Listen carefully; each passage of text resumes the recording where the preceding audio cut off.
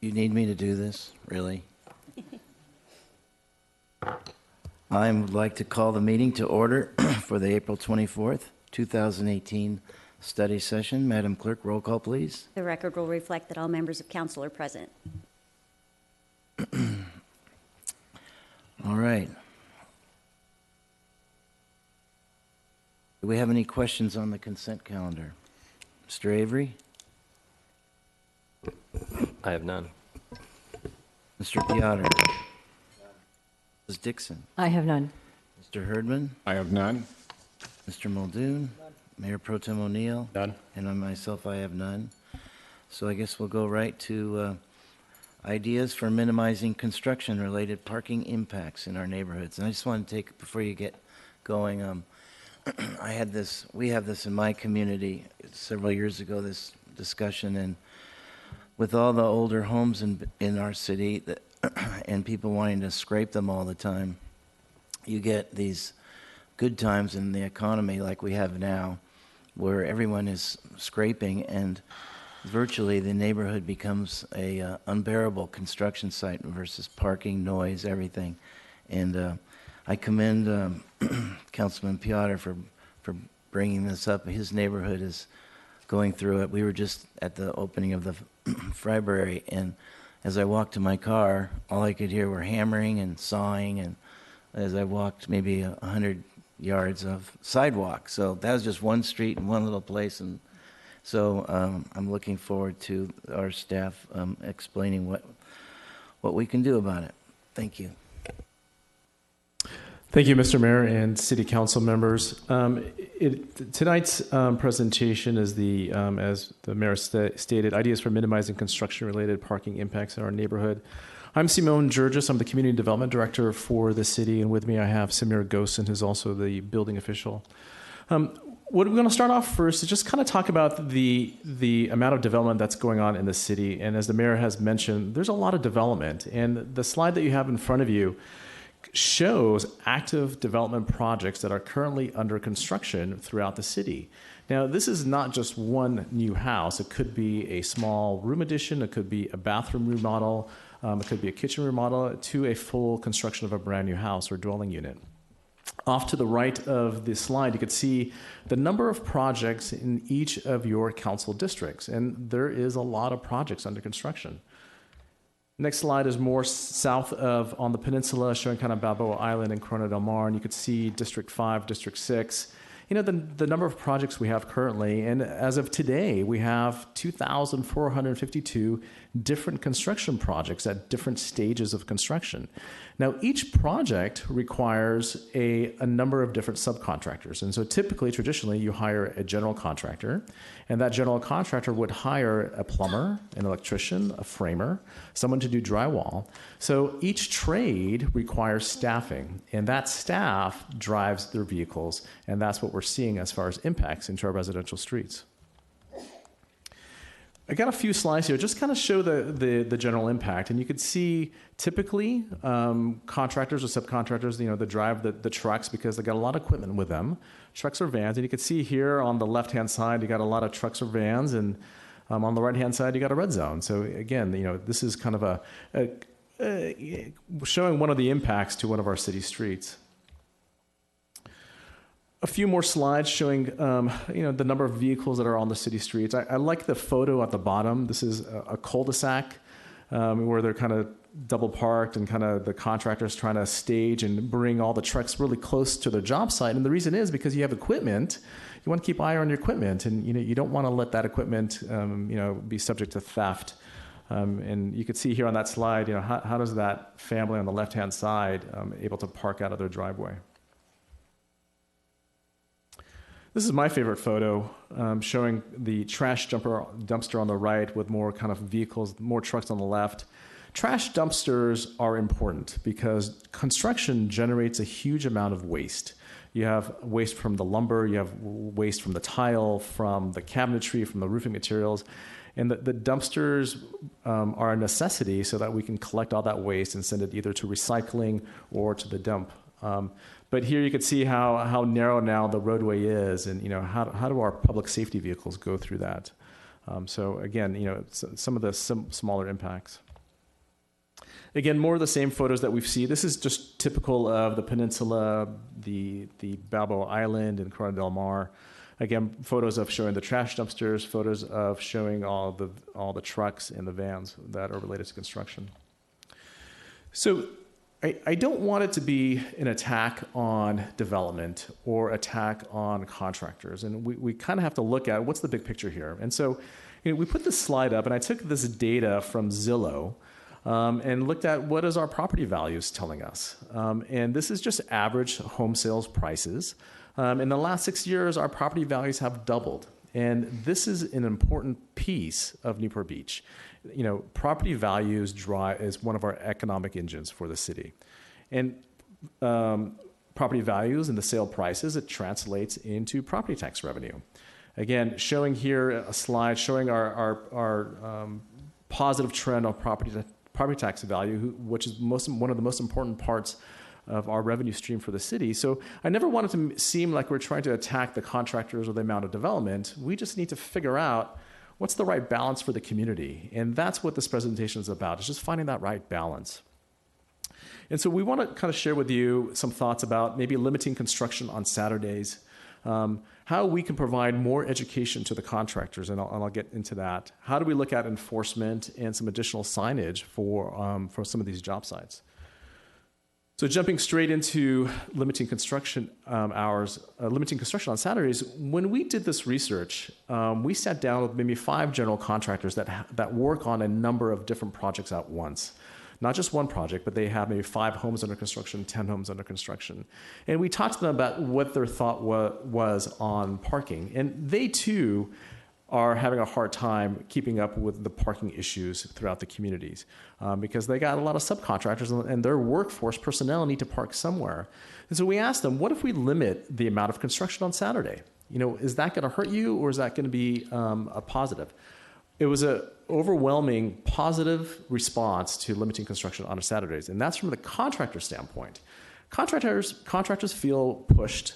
They're up against hard deadlines. They're having a hard time keeping up. They feel exhausted. So for them, they would love a break on a Saturday in addition to the Sunday. So we want to recognize that maybe there's an opportunity here where we can limit the amount of development that occurs on a Saturday too. Right now, we limit, there's really no construction on Saturdays. Maybe we go ahead and limit that on a Saturday also. But we need some carve-outs. We need to allow property owners to maintain their property. Just like all of us, we all work during the week and you can't get to anything except on the weekend. Some of our bigger commercial jobs, they don't have as much as a parking problem, and I'll use the Lido House Hotel as one prime example. Lido House found some available land and was able to park on that available land really close to the job site. And if you've actually driven past that parking lot, they had about 100 vehicles.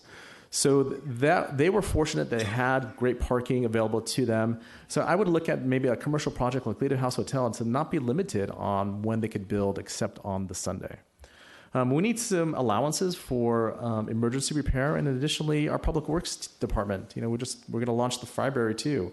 So if we don't impact our residential streets, we need some allowances for some of these if we want to go ahead and limit construction on the Saturday. Talk about education. One thing that resulted out of this research that we did and out of the study that we went forward with is we realized from a staff standpoint, we don't do a good job about educating our contractors. They come in, they fill out their paperwork, they pay their fee, they get their permit, and they're off and running to build. We do very little about explaining to them that we actually have a street sweeping schedule. And as Councilmember Dixon reminded me, that's a big deal. Street sweeping is a big deal because the contractors are always chasing the going around or working around the street sweeping vehicle.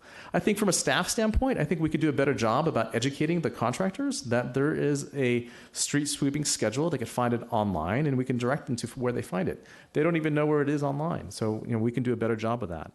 We got to remind them, what are the hours of construction? Yes. Thank you, Mayor. You're absolutely right, Simone. This morning is street sweeping day on one side of the streets on Lido, and on the side that's designated for street sweeping, they were fully lined with construction trucks.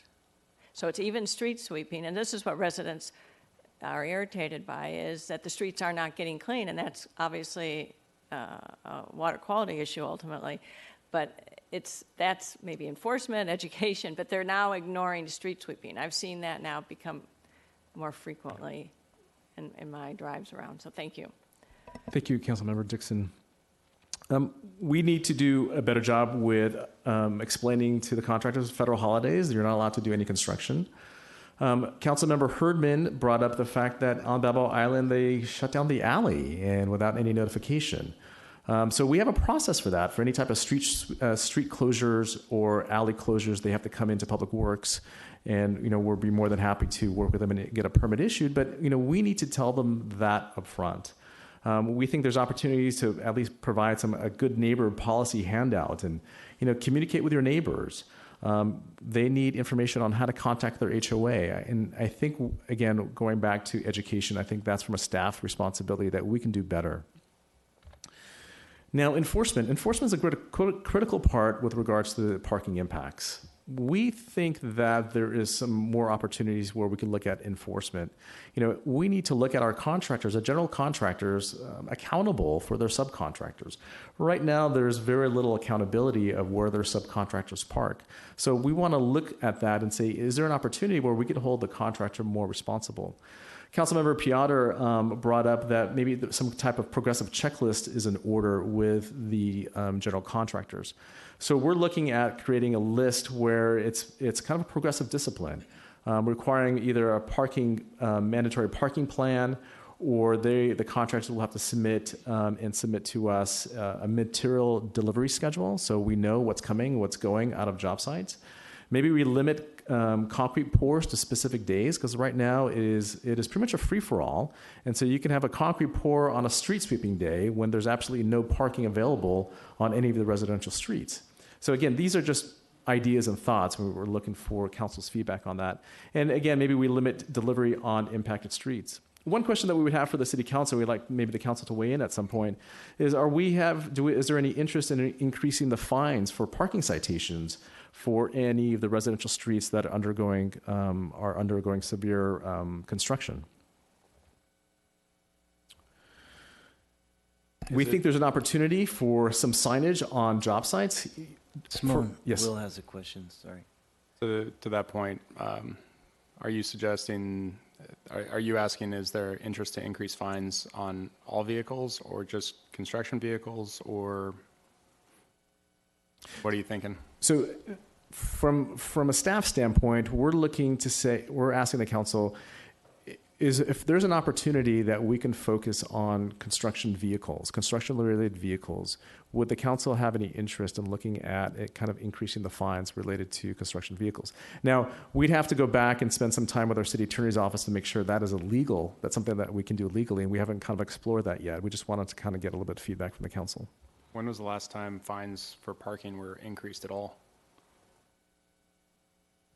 Yeah, that might be a tough question, I recognize, but it might be worth knowing that. I mean, if it's been 3 decades, then maybe it's worth looking at, but if it's been 5 years, then maybe not so much. I'm a little worried about the idea. I mean, a lot of these subcontractors in particular tend to be pretty small shops, and increasing fines on folks whose margins tend to be not great is a pretty rough thing to do to people. So I'm not sure about that, but I was just, it might be worth looking at in a more global view, but I'm not sure I'd be in favor of increasing fines, especially on these folks. But anyway, thanks.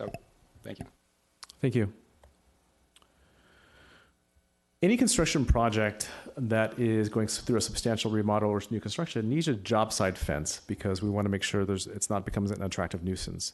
So if there's a fence that's up for a job site, then we're recommending that we require signage.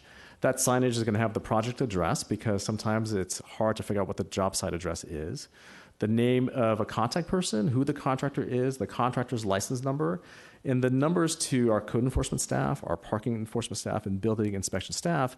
And this is for the community, for the residents to be able to reach out and call the superintendent on the job site. And at the same time, give them the information to reach out to the city and call the city staff where we can be responsive. So this is something that we'd require for all job sites that have a job site fence. Just a quick question. What do we require now? We don't require any signage. Got it. Okay. So this would, I mean, this would be much, 3x5, it'd be much bigger than you would see, for example, a liquor license sign that's probably 1x2. That's correct. Okay, thanks. This is a little bit unrelated, but during our discussion, we talked about the maximum time frame for any construction project. Right now, when we issue a building permit, the contractor is obligated to get an inspection at least once every 6 months.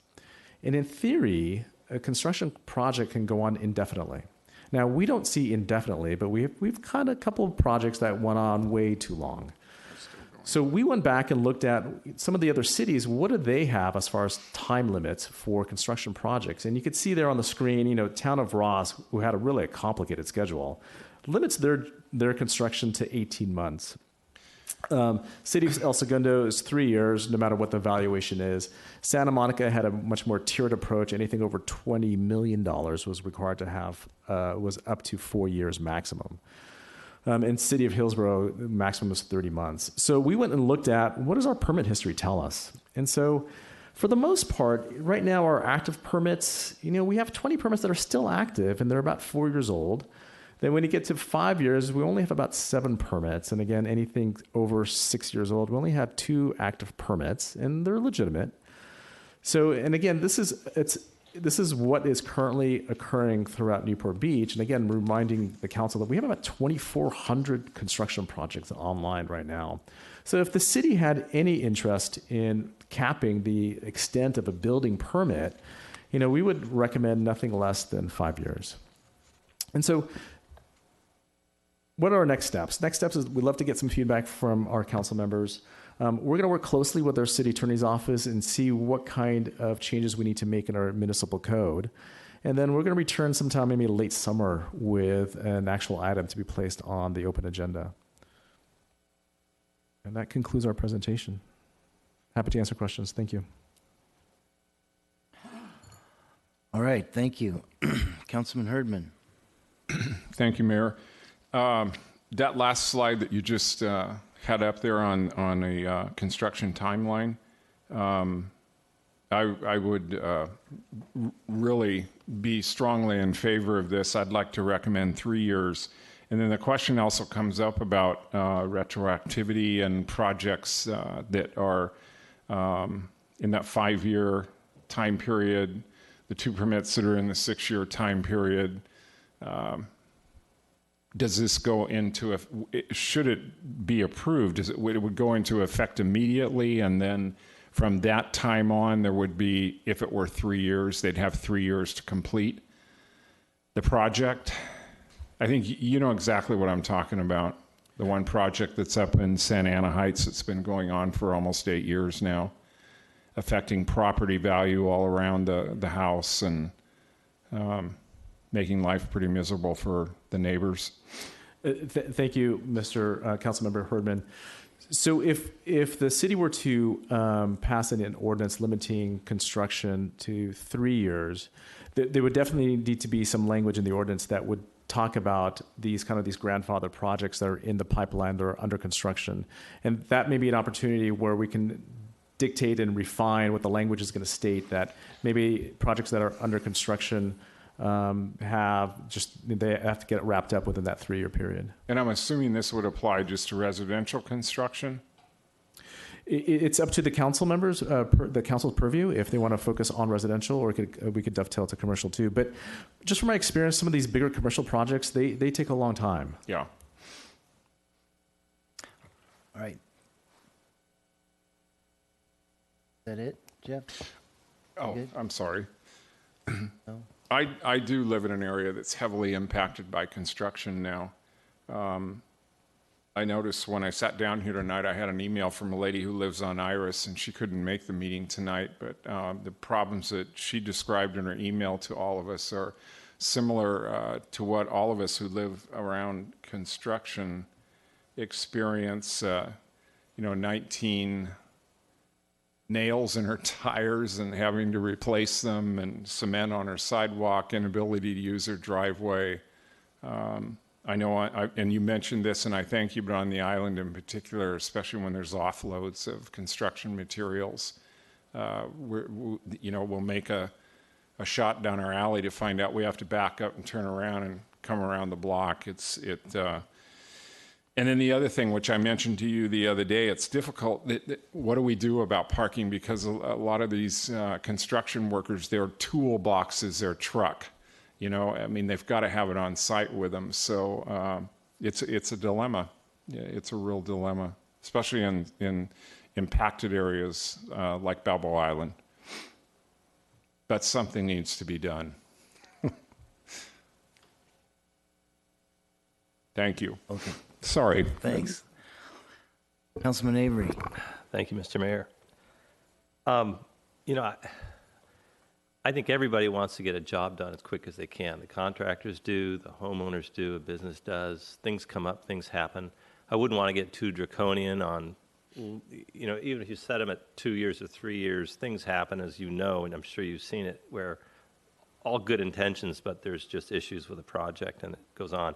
But there should obviously be some deadlines set and then some financial incentive not to go past it, right? So they see another whole round of permitting and all the rest of it.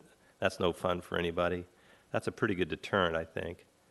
I don't know about increasing fines, but, I do agree that we should probably look into the last time we've raised fines just to see that it's so small that people just aren't paying attention.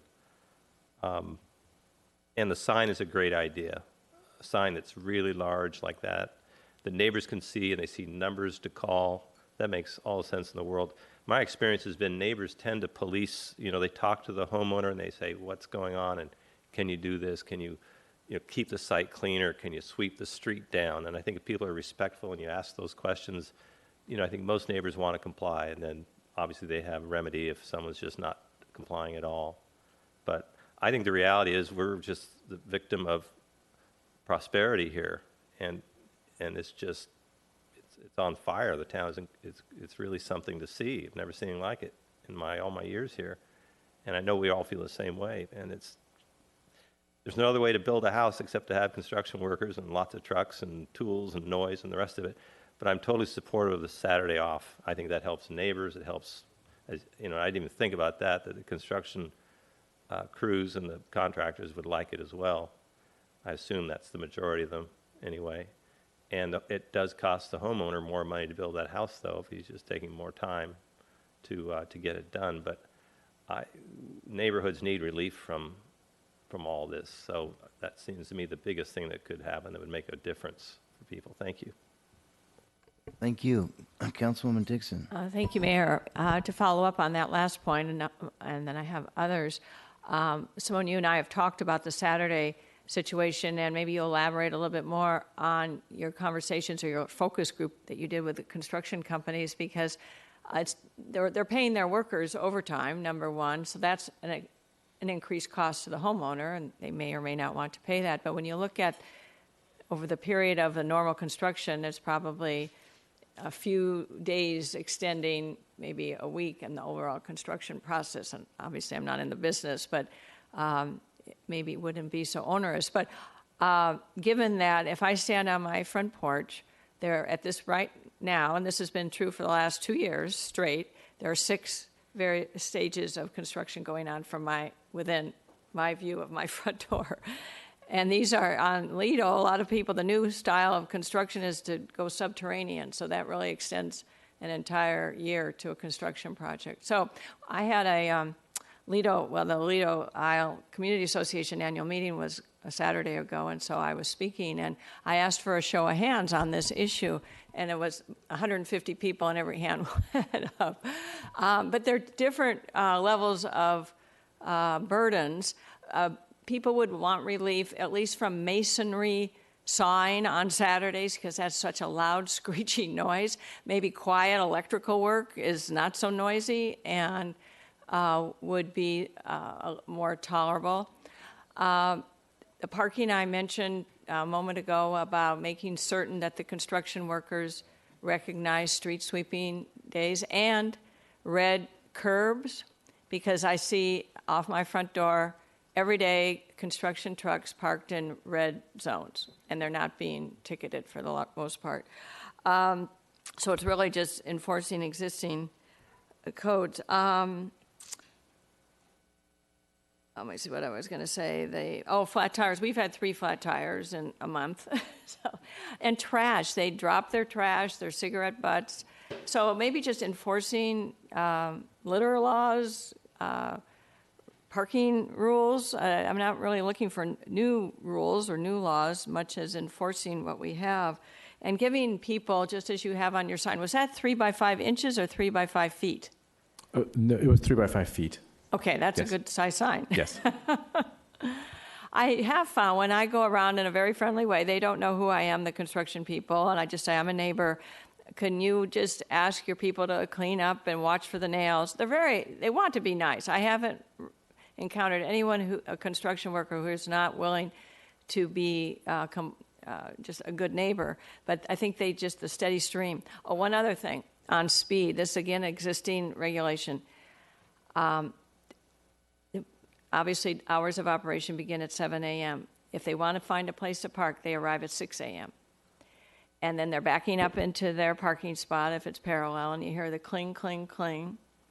And there's a race to the parking street. And I'm usually out at 5:30, 6 a.m., and they're running through stop signs. They're racing through Lido. I'm just talking about my own experience, which I see. And I can run with my phone. I can't even get my phone up to take a picture because they've passed me. So residents just want relief and enforcement of existing rules and laws. So Saturday, not a draconian measure, it's something that the construction companies would like, and maybe the homeowners would like some relief as well. So thank you for bringing this forward. I appreciate it. Thank you. Councilman Piotr. Thank you, Mr. Mayor. Simone, we talked about our progressive enforcement as far as parking. But one of the things you mentioned when you were talking about that was pouring concrete and on street sweeping days.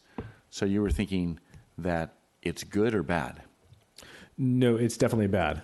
We want to schedule the idea would be to require the concrete pour to be on a day that is not street sweeping day.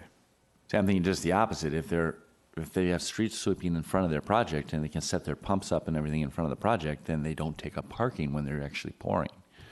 Now, the concrete finishers and stuff, I understand there's a heavy demand for the number of employees that they'll have on their site, and they may have to accommodate and put those someplace. But to actually have the street sweep, the concrete pour take up, I presume when they come out with a concrete pump, whether it's a boom or just a trailer pump, that they have to get an encroachment permit to park it in the street and use it if they're not on the site? Or they're supposed to, whether they do or not, you're not sure? No, typically they don't, because you can actually move the vehicle. So the truck actually can be moved from that location. Right, so the concrete truck's backwards into the trailer, and yes, they theoretically can move it, but realistically, no. I wouldn't have a problem with including some of that in the progressive parking and allowing them, if they're on the street sweeping side, to be able to utilize the space when there's no cars parked there. It puts less demand on it. Although, obviously, if they're on a non-street sweeping day, you'd have less problems, too. Almost like maybe you should pour only on street sweeping days if they can use that space. But then they wouldn't get fined. They'd have an over-the-counter permit or whatever, and they'd be responsible for cleaning up the street when they leave.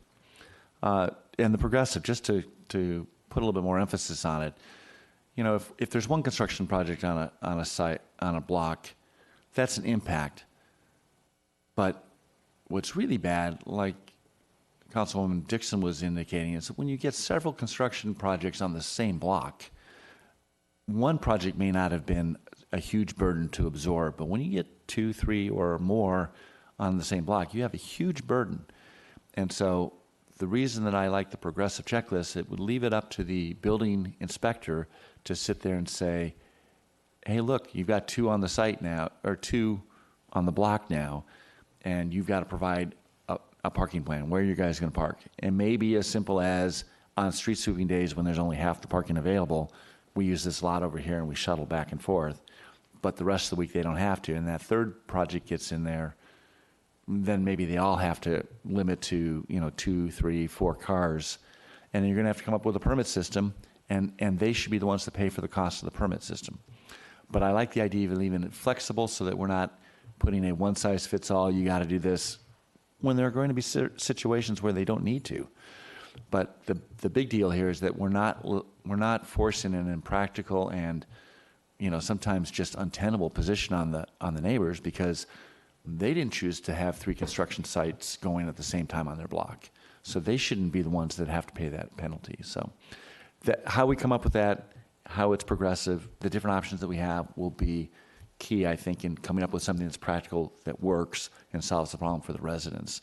So we'll want to see that as it goes around, but I really like the idea of putting it into the hands of the building inspector so that when you get into unique situations, he can implement whatever stepped-up needs to happen in order to relieve that impact on the neighbors. Thank you, Mr. Mayor. Thank you.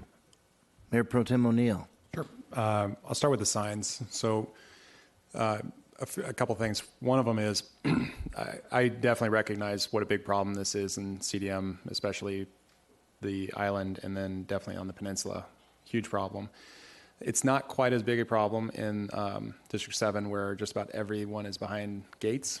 I think a program like this, especially the sign program, but also any kind of uptick in parking requirements or anything like that, should be specific to public streets. So I would not recommend that we try to go impose additional requirements that I guarantee are already covered by HOAs when they're behind gates. Trust me, they're very aggressive. And so it's just not, I wouldn't recommend trying to do a fix where there's not a problem especially up in the Newport coast area. And then I'm kind of curious how you picture the signs working. So 3x5 I think is very big. I think when we walk by storefronts and see the liquor license, that catches your eye. It's plenty big, and if someone is worried about this, they'd be able to get that information on a 1x2 instead of a 3x5. And the reason I'm kind of mentioning the size issue is, let's say that we've got someone on Lido or CDM where the front of the house is not terribly wide, 10 to 15 feet wide max. And in Lido, most of that is taken up by a garage. So let's say that someone is doing a kitchen upgrade, which would fall under one of these building permits, but they wouldn't be doing an exterior. So the person would conceivably either still be living there or still using their garage. And they certainly wouldn't be putting up fencing because they're not doing an exterior. So I'm trying to figure out where they would put a 3x5 sign on a house when they're still using the exterior without fencing. Thank you, Councilmember O'Neill. The signage requirements that we're looking for is only going to be on job sites that require a fence. So if a house has no fence, there's not going to be any sign. Okay, well that's a huge caveat, because how many rough guess out of the 20? Let's see, I think we had 2,400 projects. Out of the 2,400 projects, how many of them are fences? I mean, because a lot of them are probably bathrooms and remodels of kitchens. The majority of projects that we have under construction, believe it or not, is less than $100,000 in value. So, and that's about 80% is less than $100,000 in value. So I'm going to guess about 20 to 25% are going to have fences. Okay, and that makes me feel a lot better about the concept of a sign.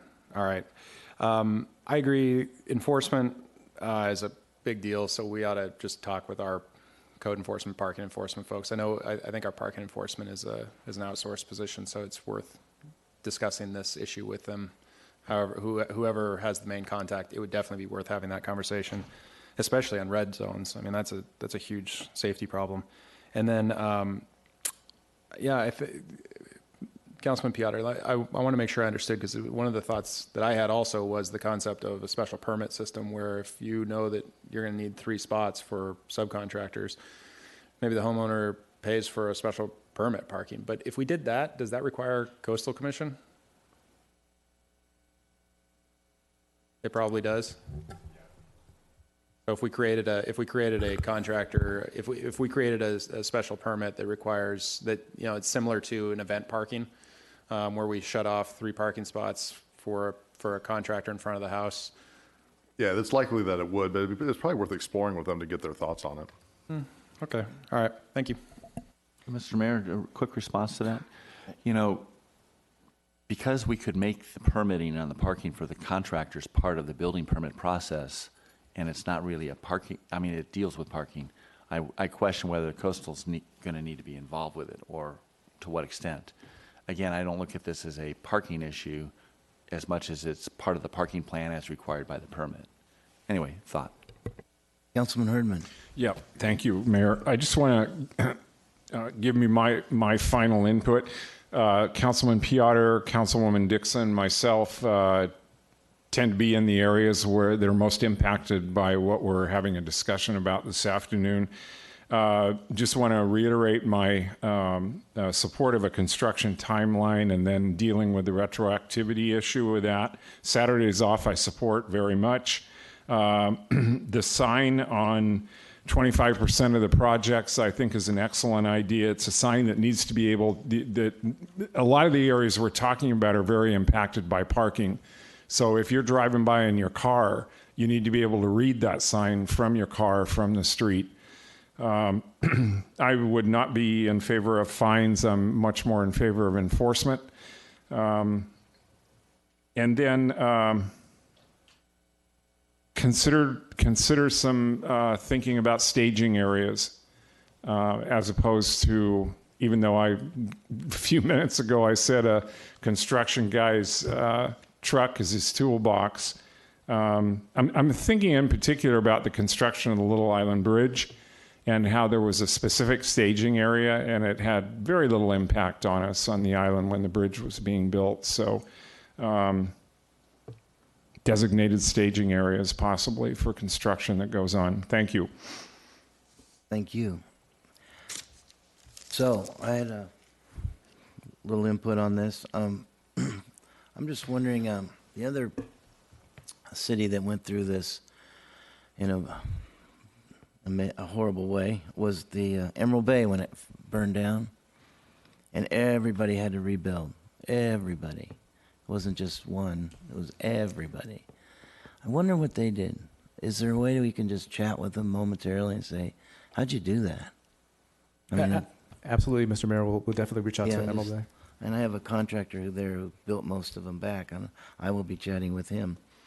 And the other one, I'm for a 5-year timeline on the permit construction because I think what we didn't explain on that was there's two things. I believe that there's a permit and then there's construction. So you can get a permit and you don't have to start construction until you are ready.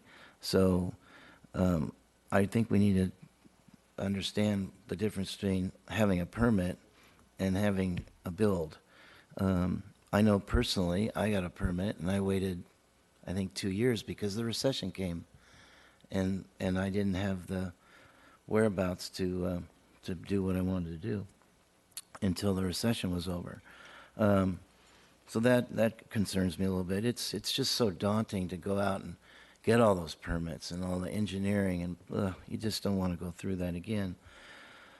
But I am sensitive to these long construction projects, so I think that's a different animal that needs to be treated in a different way. Once construction starts, there should be a timeline. And then I'm a proponent of no Saturday because I live in a community where I think 5 or 10 years ago, we stopped construction on Saturday, and it's been marvelous. I look so forward to coming home because during the week, you come home and, she's a-going, saws and everything, but you get to that Saturday and you go, oh, it's Saturday and Sunday, and then it starts up again, and that's okay. We got to rebuild our houses. I get that. But boy, is it nice to have that day off.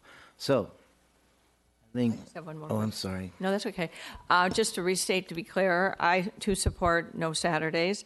A 5-year timeline. I know I could just do a visual count on projects on Lido that are probably 2 or 3 that have extended, if not 5 years, just under 5 years, because they've still been shrouded all these years. And increased enforcement is, I think, a key. You mentioned Emerald Bay. If I'm going south on the Coast Highway before 7 a.m. The trucks, all the service trucks are lined up on Coast Highway, so they're not coming into Emerald Bay. Of course, it's a gated community. I just wish there was a staging area so they all come in at the same time instead of racing down the two Lido, via Lido Nord and Sud at 6:30, 6 a.m., 6:30, 6:45, and ding, ding, ding, ding, ding. It's like a play school construction site on steroids. So thank you. Okay, thank you. Seeing no other speakers here, I'd like to take it to the public. Anybody have any comments on this item? Please come up.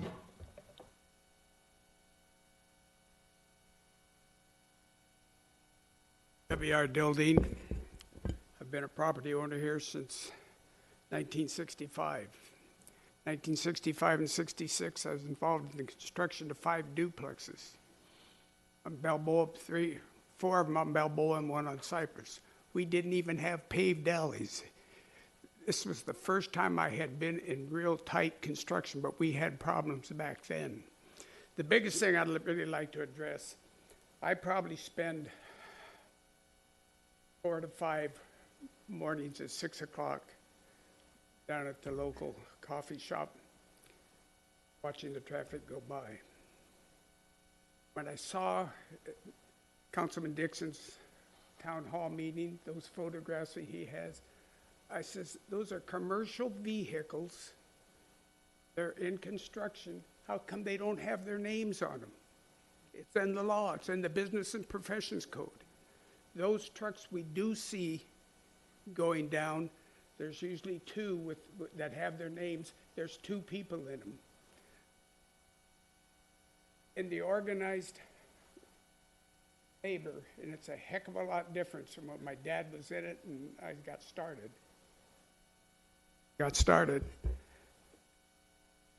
It's the best place. You offer pension, health insurance to your employees.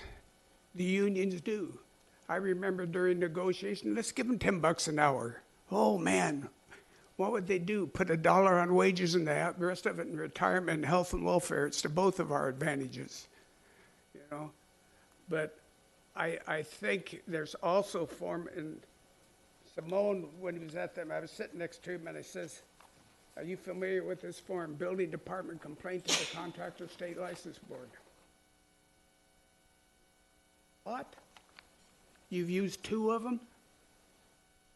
This is your first building department head that, when he did it, that ever enforced it, or compiled a complaint. I think there's a process that can be here.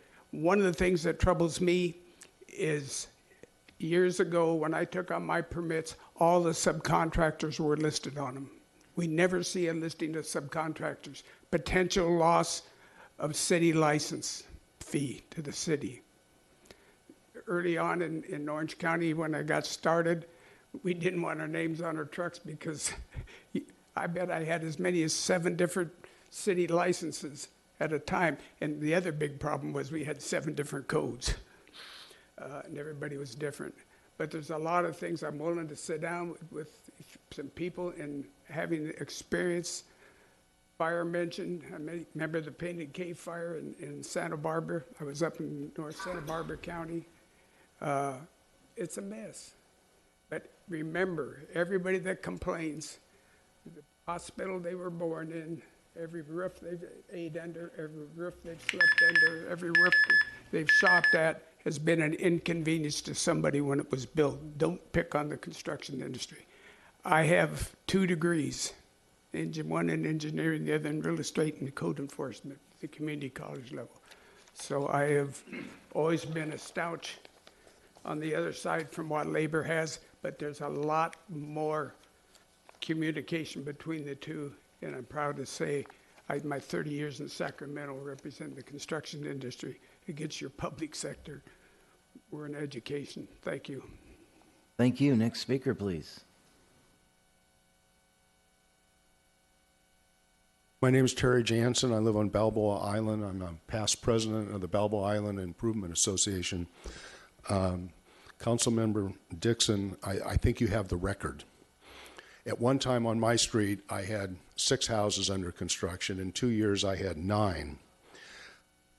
You'll think I'm a kook for doing this. On Sunday, I drove up and down every street on Balboa Island, and we have 40 houses under construction on Balboa Island and Little Island. That doesn't count the construction that we have that you don't see, like bathrooms and that kind of stuff, window washers, car detailers. At one point, there were 9 trucks parked on my street. I figure we have a total of 15 parking spots on each side, so that's a total of 30. And when you add the renters or the weekly renters, you've probably eaten up half of the parking, so there's only half the parking left for us residents. The gentleman before spoke of business licenses. I think one easy way to get rid of some of the trucks is some of these contractors might carpool. If code enforcement came by and asked them for their business license, I think we'd find that they don't have one. And I think it might be a revenue source for the city as well. I think off-street parking is an excellent idea. The city does an excellent job with off-street or off-island parking. That's witnessed by the construction of our Park Avenue Bridge, the water main, and our seawall. We've had little consequence in the balance of the island because of what the city required on that particular construction. Simone, you talk about this little group of contractors that you put together. My bet is that Joe Lipnick and Vitarelli were probably on that little group because they build a lot on the island. You know, there's really 2 kinds of contractors. There's the really good contractors like those 2 are, and there are certainly others. And then there are the not so good contractors. And what I think we're seeing, at least on the Balboa Island and Little Island, because where there's money, there's more contractors that get on the bandwagon. And I think we have more and more contractors that are working on the island that are not familiar with the island. I call code enforcement every time that somebody does something wrong on my street, or actually I own 2 houses, so either one of my 2 streets. 3 of us called code enforcement last week regarding a contractor that had never built anything on the island. And it was on Thursday when it was raining, and they were compacting the lot. And they just took their tractors and they drove around the block. And so we had mud right after street sweeping, of course. And 3 people asked this contractor to sweep the street, and his 2 answers were, "We will," and they didn't. The other answer was, "No, we're not going to do it." And the person that mentioned that to the contractor said, "Well, the city will help you."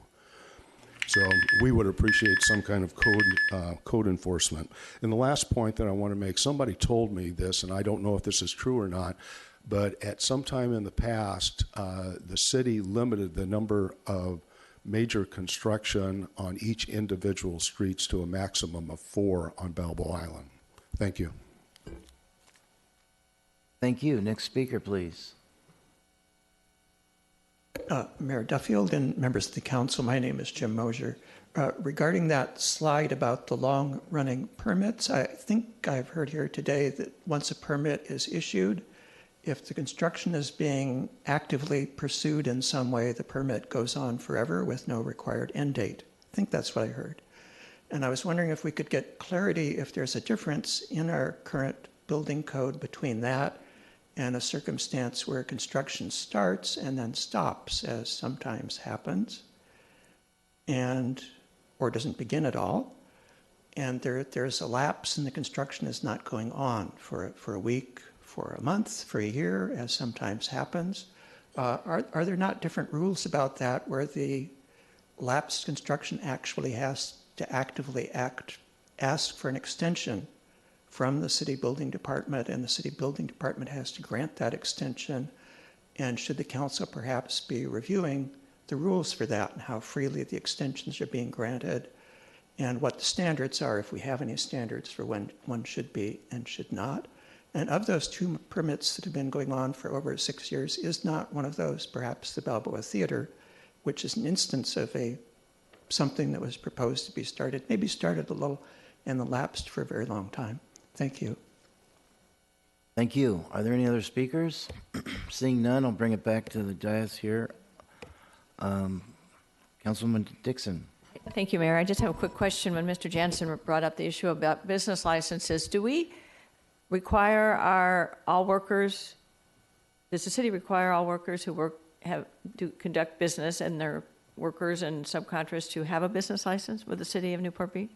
Yes, ma'am. We do collect the business licenses. The contractor is required to submit a sublist to us at the end of the project because sometimes they don't know who the subcontractors are going to be until the very end, say for the landscape. But we do collect a sublist. We do give it to Revenue, and Revenue does follow up with each of those subcontractors to make sure they have a business license. Because I do notice when Mr. Jansen said that, it goes through my mind. I've seen in other cities, I know the city of Pasadena, the city of San Marino, construction trucks say licensed in the city of Pasadena, licensed in the city of San Marino, a whole list of licensed in such and such city. Is that the same that you're talking about? If someone has paid, all trucks have to indicate, or I guess that's my question. Should we require that there's a visible indicator of a valid license? So, from a staff's perspective, we don't think there's we don't think we need to make sure that the subcontractor advertises what city they're licensed in on their vehicles. What we do is we hold the permit final until the general contractor gives us their subcontractor list, in a sense that they're not going to get occupancy until we get their sublist. So that's how we enforce that, to make sure that they pay their business license. Once they turn in their sublist to us, we'll finish the project and sign off the job and allow occupancy. I guess I'm just drawing a correlation in my mind that some of these unlicensed trucks, if they're no-name trucks, I mean, there's some safety issues there involved, and just so neighbors can be vigilant, too, in terms of who's working in their community. So it just brought up an interesting question. Thank you.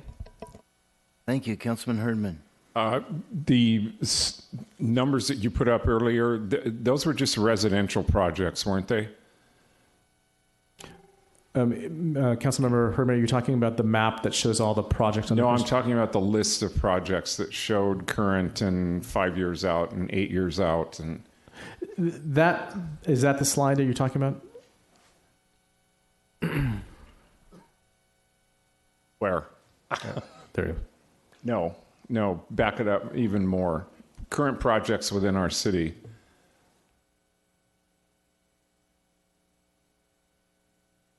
The only reason I'm asking it is because, just for Mr. Mosier's clarification, I don't believe any of those projects included the Balboa Theater.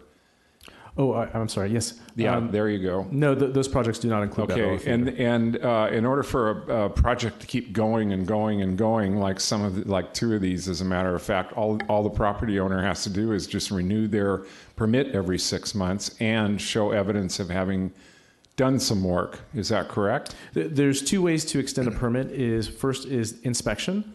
Since we don't know, right. we don't track how fast a project goes, we're dependent on the contractor to let us know when they're ready for inspection. So they have to get an inspection every 6 months.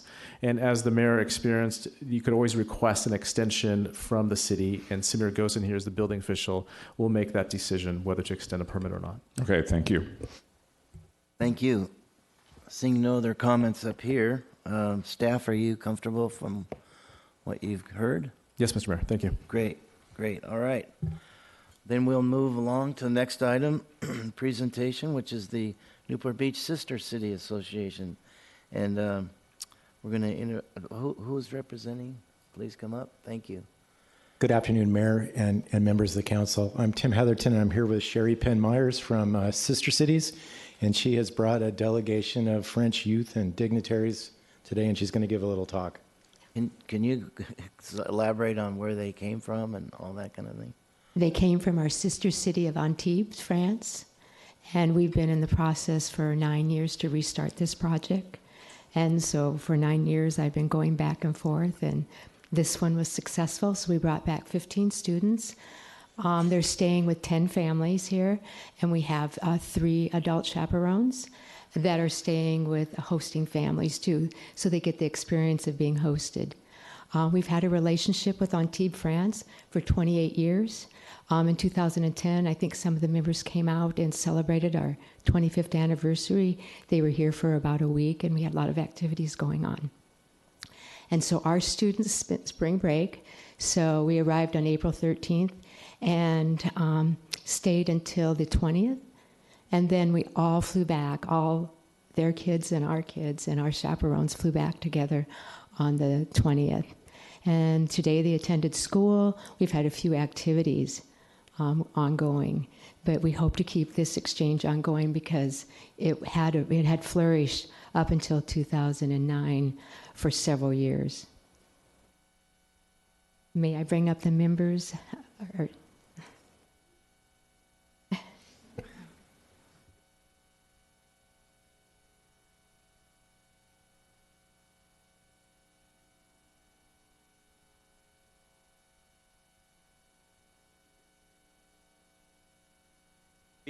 Here, speak. Hi, my name is Anthony Dowdy. I'm the English teacher that organized the trip on the French part. I lived in Canada, so don't don't worry about the accent. And one of my students here, Emmanuel, has a little something to say. Well, thank you everyone for welcoming us. We are very happy about this exchange, and I hope you all as well. May this be the first of many, and here's a gift as a token of our friendship. He's in the center. Oh, that's fine. Thank you.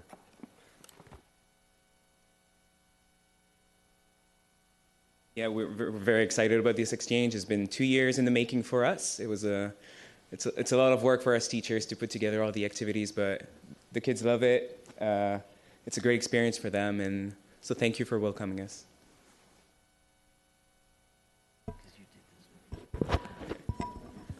Should I talk now?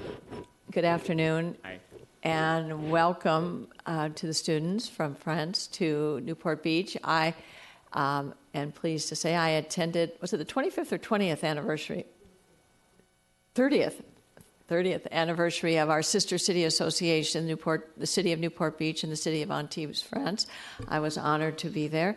And I want to just recognize the sister city association, and I see members here, and your continual support and passion to put this program together. So a special shout out to you, Sherry, and your team. And I know you go every year to keep these bonds between our two cities alive and well. And to bring the students here is just a wonderful example of cross-cultural and cross-geographic and multilingual partnerships that we enjoy so much. So thank you for all your work, and welcome to America, all the students. Thank you so much.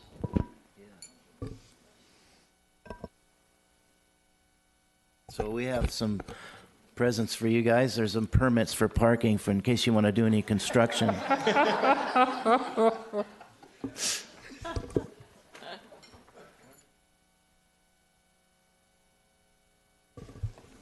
Mayor gave me permission to make a comment. I'd just like to welcome all of you. I had the experience way back when of being a foreign exchange student myself. I lived for an entire school year in Germany, and I'm not going to tell you how many years ago that was, but as a result of it, some lifelong friendships and relationships have resulted. It's our pleasure to have you here in Newport Beach especially. Welcome. So we do have a mixture of the students and their hosting families up there. So you're going to have to identify So those that are French, step forward. The French step forward. Avancez un peu, français. Got it. Yeah. French. Thank you. He's a trooper. How are you? I'm good. Jeff Herdman. Oh, nice to meet you. Yeah, nice to meet you. I know, I need a pedestal. Mayor Dodd. Guys, you want to Yes. squeeze? Yeah, they're doing it now. Oh, yeah, but she's going to go up there, too.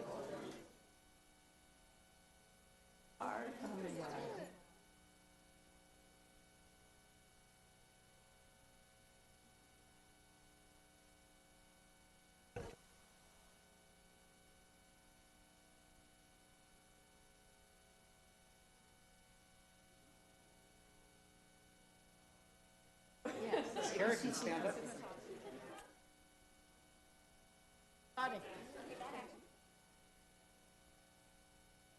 Oh, do you want us to be on the picture? Yeah. Yeah.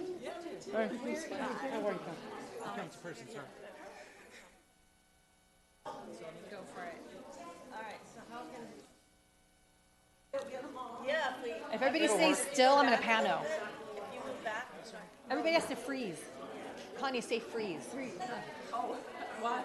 So I'm going to pano. Say freeze. Oh, freeze. Freeze, guys.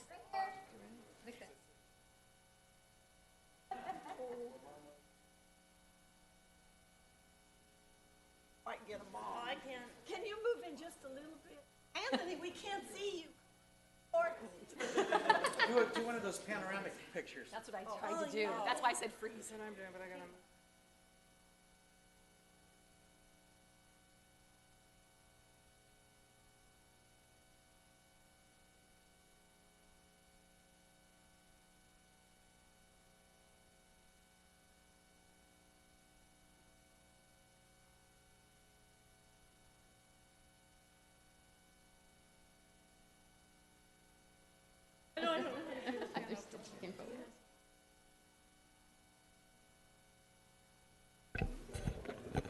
Get them off. I don't have a council here.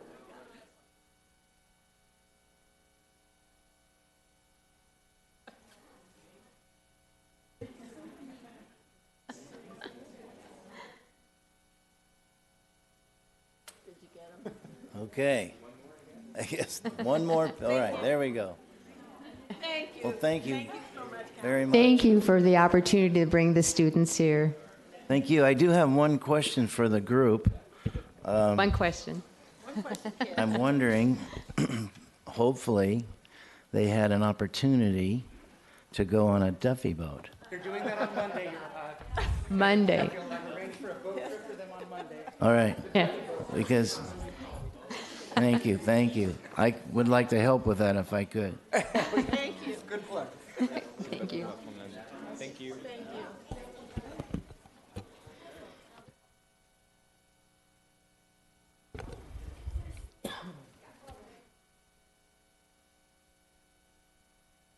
All right.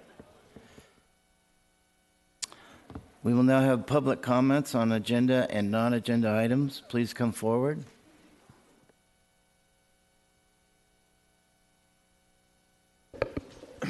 Mayor Duffield and members of the council, my name is Jim Mosier.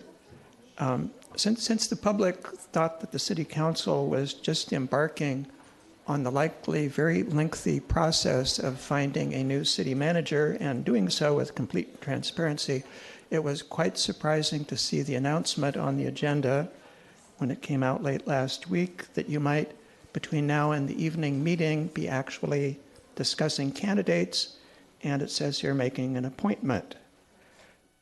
I am very grateful to the city attorney that he supplied some clarifying language here that you're not actually, I hope, or think, considering making an appointment this afternoon, but actually wanting to discuss the initiation of the recruitment process and discuss how that process will work. I wanted to point out that if you wanted, for example, to discuss the 3 letters that are on the agenda at the end of the meeting tonight, there is no open meeting exception allowing you to hold that discussion behind closed doors. And even if there was, I would want to ask you why you would want to shut the public out of that discussion. It's certainly something the public is very interested in. That said, my concern is that when it's pointed out that it shouldn't be done behind closed doors, will that mean that the process is not thoroughly discussed at all? The reason I have that concern is many people have the idea somehow if you're discussing something around a table in a room with nobody watching, you can say things or hold a more frank discussion than you can out here in public. I really don't understand where that impression comes from or why we have that mindset.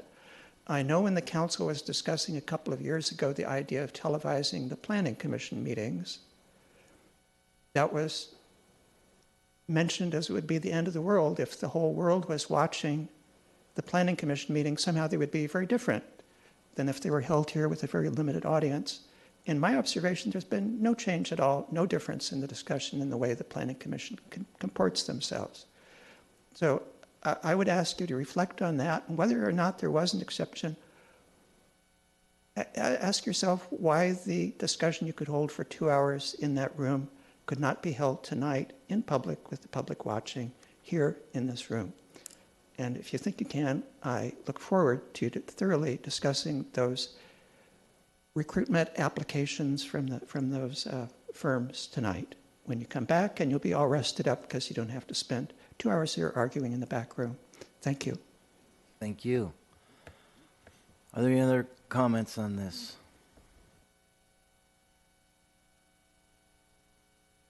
Non-agenda or agenda items? Yes, my name's Anita Brown, and I'm here on behalf of Citizens Against Airport Noise and Pollution. And I'm here to express our concern that the council is considering removing Dave Kiff and replacing him with an interim manager. You, as council members, have shown that you recognize the importance that the noise and pollution now coming out of John Wayne Airport must be reduced, or the quality of life of the city will continue to be negatively impacted. In support of its citizens, we appreciate that the council has allocated money to fund noise studies regarding the JWA departures. You funded a lobbyist and a public relations firm. We're at a crucial point. The noise studies are nearing completion. The lobbyists and PR firms, we feel, are now getting up to speed and understanding the issues. And as you know, the lobbyist PR firm, along with Dave Kiff and some of our council members, are taking a very important trip to D.C., leaving tonight, some, and they're there to talk with the FAA and some government representatives. This is a crucial time for our drive to reduce the noise and pollution. We need Dave Kiff.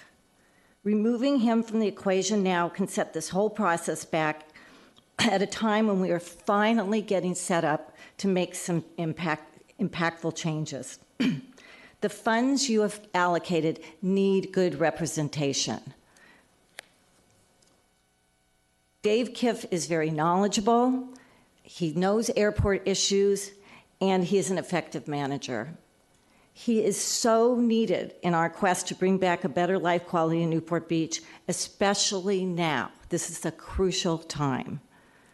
And so we respectfully ask that you keep him on as long as possible and not put in an interim manager.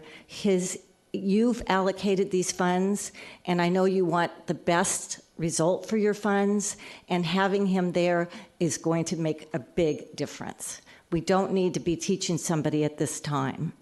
Our group has put together a letter that I would like to pass out and hope that you will look at it during the private session and consider our points prior to making any decisions. Thank you very much. Thank you. All right. Seeing no other comments on this, we'll move to closed session. Mr. Harper? So actually, closed session's been canceled for this evening, so I think you just adjourned to the regular meeting, Mayor Duffield. Right, sorry. Thank you. All right. We are recessed till the 7 o'clock regular meeting. Thank you.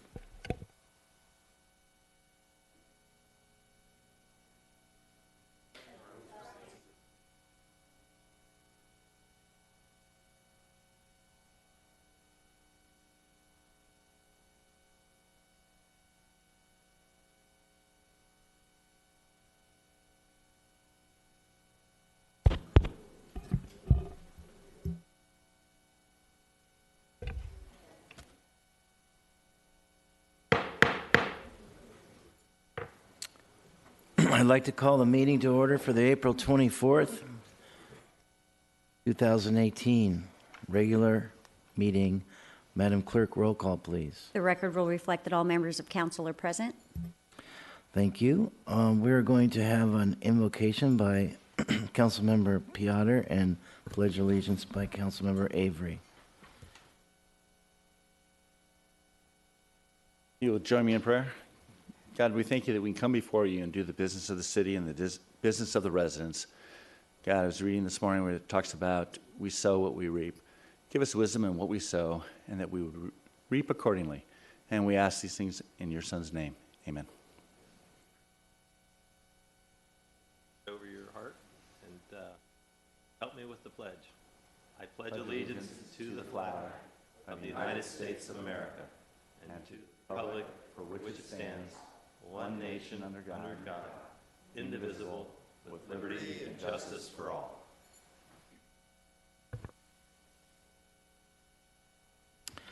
Okay, well, thank you all for coming. We have kind of a unique issue tonight. Since we're all very concerned about airport noise, we are doing something about it tonight. 3 council members are going to be flying back to Washington, D.C. Not, I guess, 2 council members and our city manager. Excuse me. To fight, 3 council, to fight for our noise issues and airplane issues. So that is great. However, they need to get out of here to get to Washington. So I would like to propose moving items number 11 to now, then followed by 10 and 9, so we can help these folks off to the airport. Everybody? Don't see any objections from here. So let's go to item number 11, please. Staff? Item 11 is the selection of an executive search firm to assist in the recruitment of a new city manager. In the staff report, it was noted that I have contacted 9 executive search firms. 3 of them have provided proposals for council review and consideration. And if council decides to select one of them, we can go into contract with them, with the one firm if so choose, or another direction that council decides. Okay. And this is pursuant to the last meeting where I was directed by council to assist with the executive search firm search. Would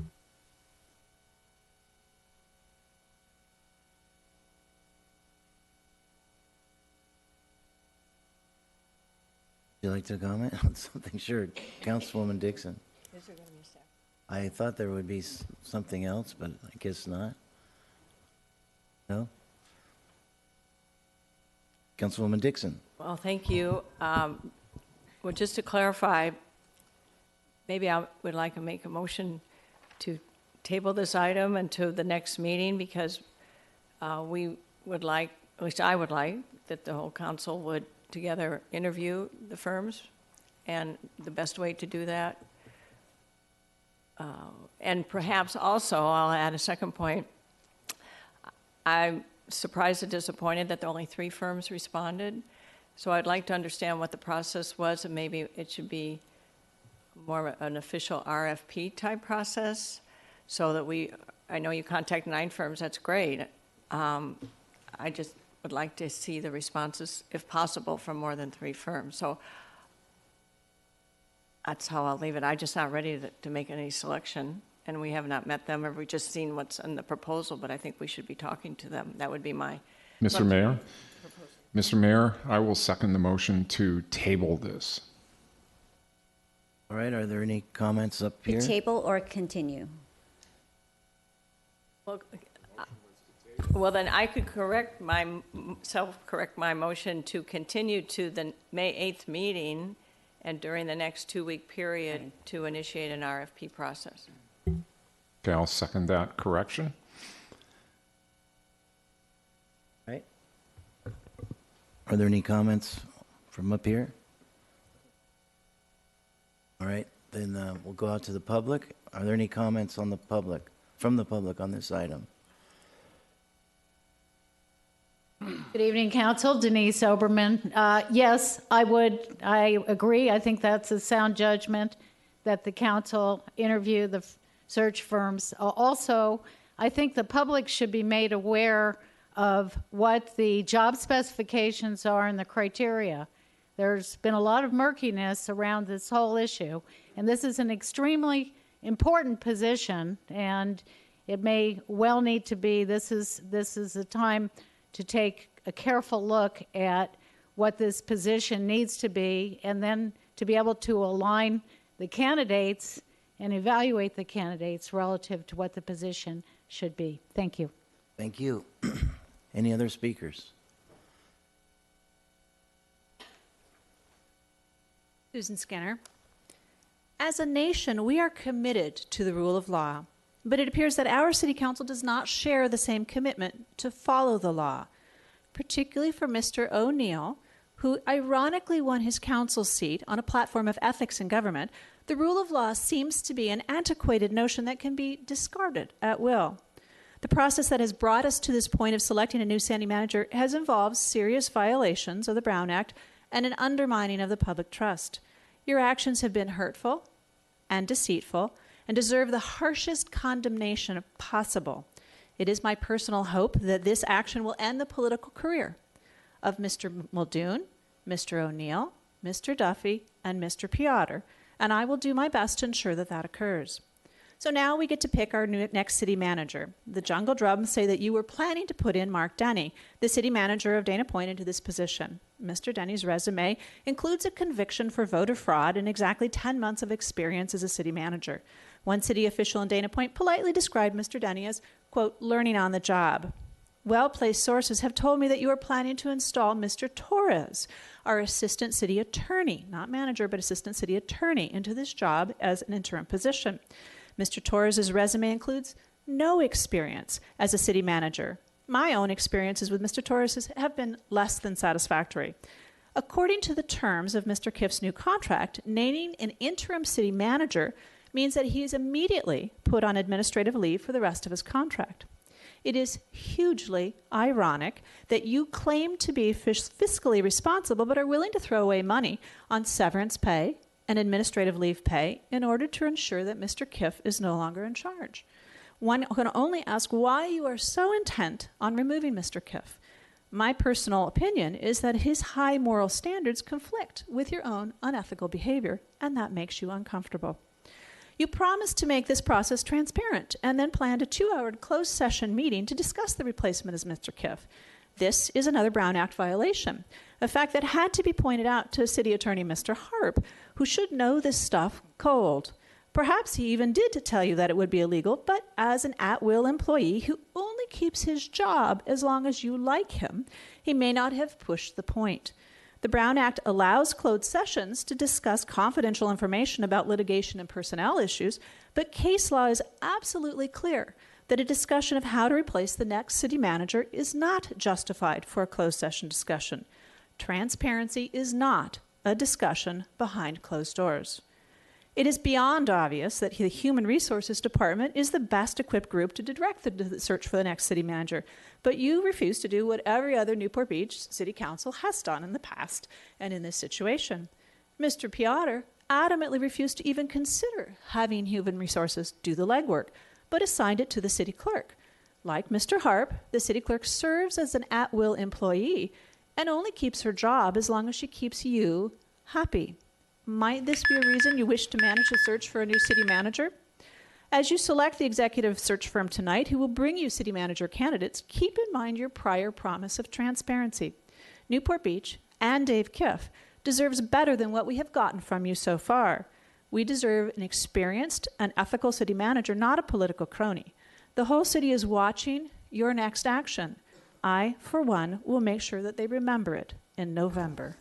Thank you. Thank you. Are there any other speakers?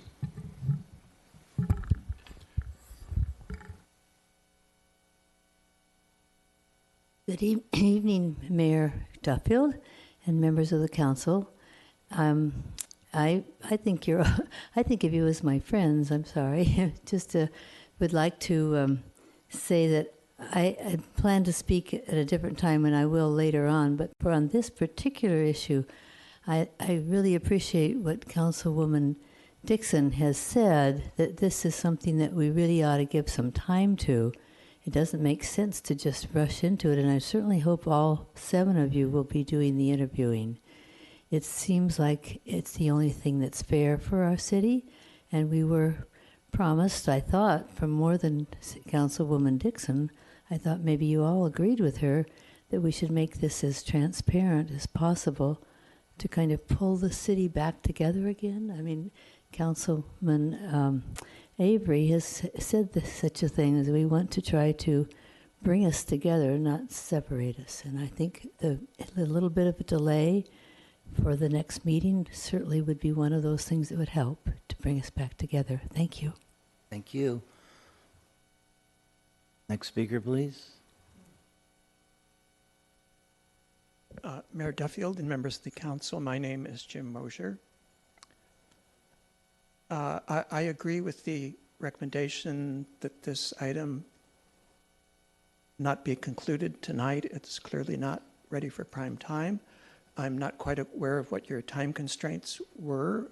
I didn't know this afternoon when you probably were planning to spend 2 hours talking about this, that you didn't have 2 hours to talk about it tonight, which I think is unfortunate. What I want to say is, rather than just postponing it, I think you may kind of want to restart this process, giving the clerk direction to take a little more direction herself from our current city manager and our human resources department as to how recruitment should happen.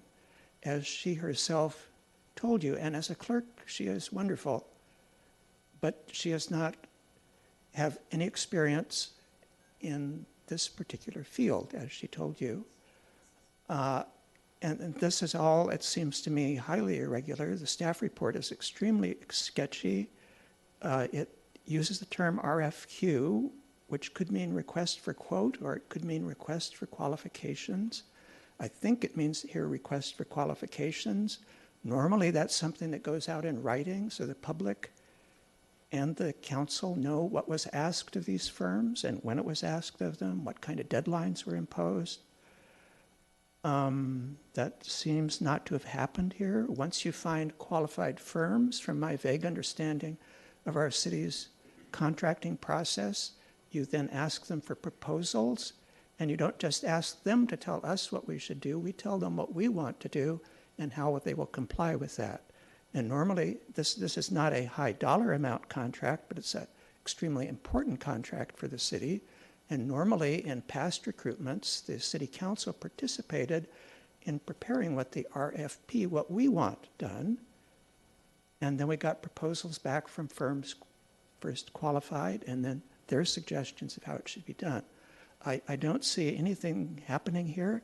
I don't see how you could make a decision without actually interviewing the firms and find out you have three people recommended as a recruiter. I certainly don't think the council would want to sign a contract with any of them, and there's no contract here. You're being told tonight you might sign a contract with one of them, but there's no contract here.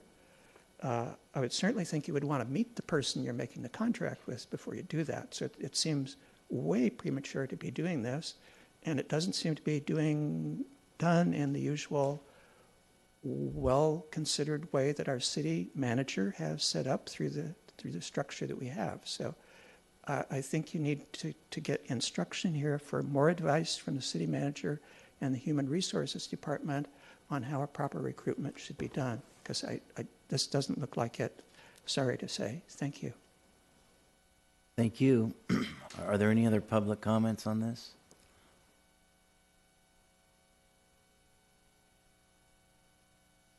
Good evening. My name is Sue Dvorak, and I live in the Bluffs neighborhood, and I'm part of Citizens Against Airport Noise and Pollution, and we've been working very closely with some city council members, and I thank you for that.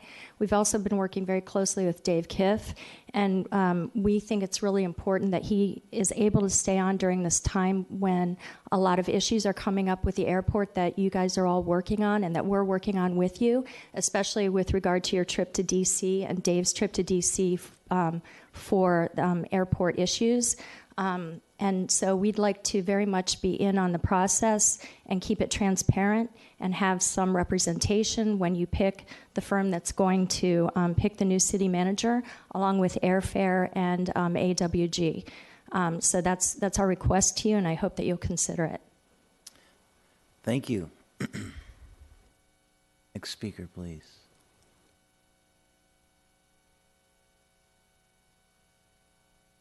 My name is Ed Romeo, and I'm a resident at Corona Del Mar for 48 years. I've not been politically involved in the city that much, but I have been involved in community activities for at least 25 or 30 years in Newport Beach. And I also just would like to let you know that I spent 25 years as a human relations consultant, and I am just kind of befuddled and shocked that the City Council, since it already had information that our current city manager was going to retire at the end of his regular contract sometime in April of 2019, that all of a sudden the City Council sees a need to up that date and for some reason rush him out of office. I want you to know, and I think you've already gotten a letter from me already to that effect, I am completely disturbed and concerned at this current City Council action to replace our current city manager, who's had an outstanding record of service in this city. Thank you. Thank you. Are there any other speakers? All right, seeing none, I'll bring it back to the dais. Councilman Piotr, please.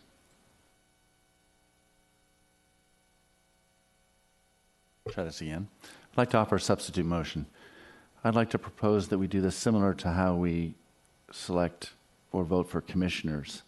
My suggestion would be is that we put the three firms in the order that we prefer, all 7 of us, and then Leilani can tally those up, and the top 2 would stay, and then we'd vote again on our top 2, and the top vote getter then would be the guy that we would select as the contract, assuming that we can come to contract terms. I would suggest that we appoint an ad hoc committee to actually negotiate the contract with them, and then come back to the council in 2 weeks to approve that contract. So I'm proposing a method of voting and selecting one of the 3 firms, and then action taken after we select that firm to actually bring him into contract. And if the ad hoc committee can't bring him into contract, they'd have the authority to go to the number 2 guy or the number 3. So, Mr. Mayor, just as a point of order, it's probably worth asking. My understanding was that there's no debate on a motion to table, Mr. Harp, and in fact, I think just to be fair, the order of priority would require that we vote on that before an amended motion. Well, a substitute motion, I think, is eligible to be voted on. Well, you're correct that a motion to table is not debatable, and that was the original motion. Which is why I didn't debate it. I offered a substitute.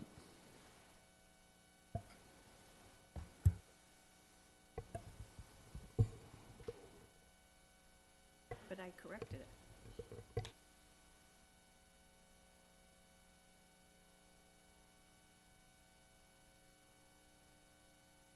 Go first.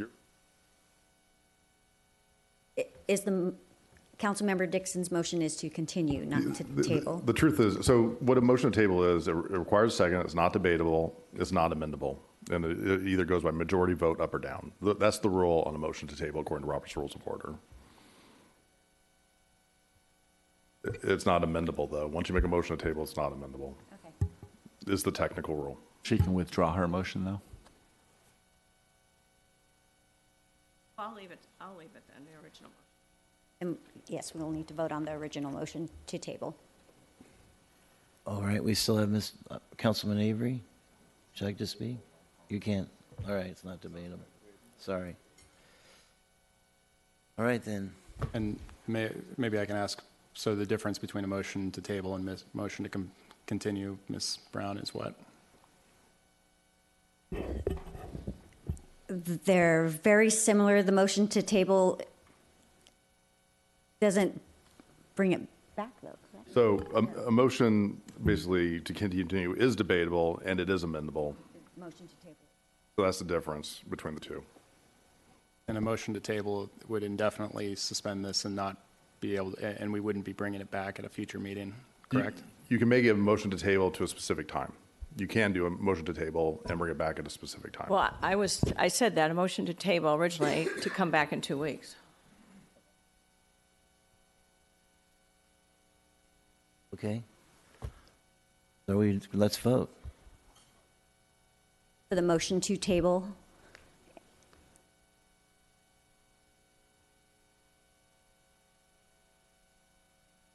the motion fails 4-3 with council members Muldoon, Piotr, Mayor Pro Tem O'Neill, and Mayor Duffield voting no. So may I make my motion again? Sure. So the motion is this, the way to vote to prioritize the vendors. Everybody would use their little notepad that we have up here, and we'd put them in the order that we want, and we would the city clerk would tally up the points, take the low one out. We do it again. She'd take the top one. That's the one that the ad hoc committee would try to negotiate a completed contract for. It's a way to sit there and rather than discuss the pros and cons of each guy, everybody's read the proposals. Anybody that wanted to can do additional research on each of these firms. These are all Class A firms. So any one of these would do a reputable job, competitive in the industry. So it's just a matter of, I think, selecting them amongst the three and then having an ad hoc committee negotiate the contract to complete it and bring it back in 2 weeks. All right. Councilwoman Dixon? Second first. Oh, sorry. Is there a second?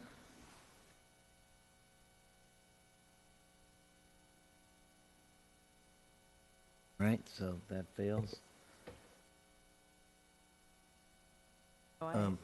You're out? Oh.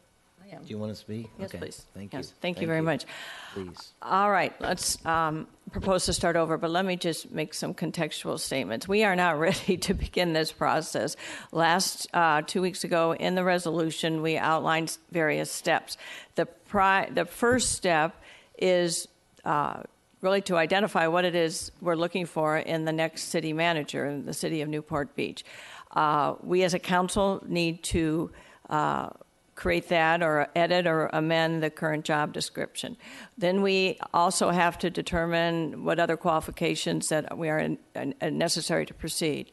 Then we need to issue requests for proposals or qualifications and proposals to a broad universe, could be the original 9, of qualified to be determined search firms. They need to respond to our request for proposal with a formal proposal with the stated scoping that we define. That has to be defined.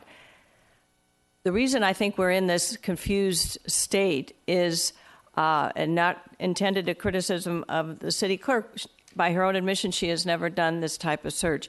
There has, in my estimation, there's confusion at the staff level because there's a sense that they cannot talk to anybody. The city clerk's office cannot talk to human resources to find out how to conduct a search process. Just the process, just the administrative aspects of this process, not to get into candidates, but process. So Mrs. Brown is having to literally recreate the wheel using her good judgment, but we're in this little problem here is because we're not ready to really begin.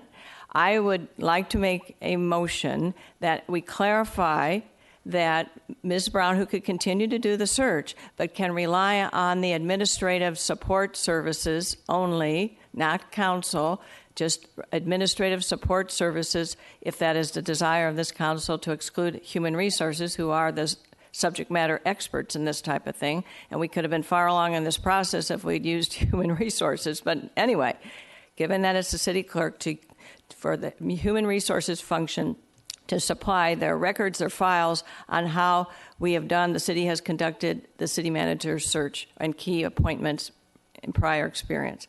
So I would like to make the motion to say that human resources can supply that administrative information to inform the city clerk to issue the RFPs, and then we could begin this process. while the RFPs are in process, it may take a couple of weeks to come back, we can, as I outlined in the resolution at the last meeting, begin the public engagement of this process of what the public thinks we are looking for in our next, what they would recommend that we would look for in our next city manager. We could actually do that in parallel. So I just want to do a little bit more clarification on this first step, and then we can begin this process. I'll second the motion. Thank you. Councilman Muldoon. Thank you. I've read these reports, very impressed by all three firms. They do this on a regular basis. It's what they do, and like most RFPs, they respond in a timely manner. I'm going to make a substitute motion to go with Roberts Consulting Group to allow Leilani Brown to consult and work with HR or any of the departments that she sees fit within the city. And I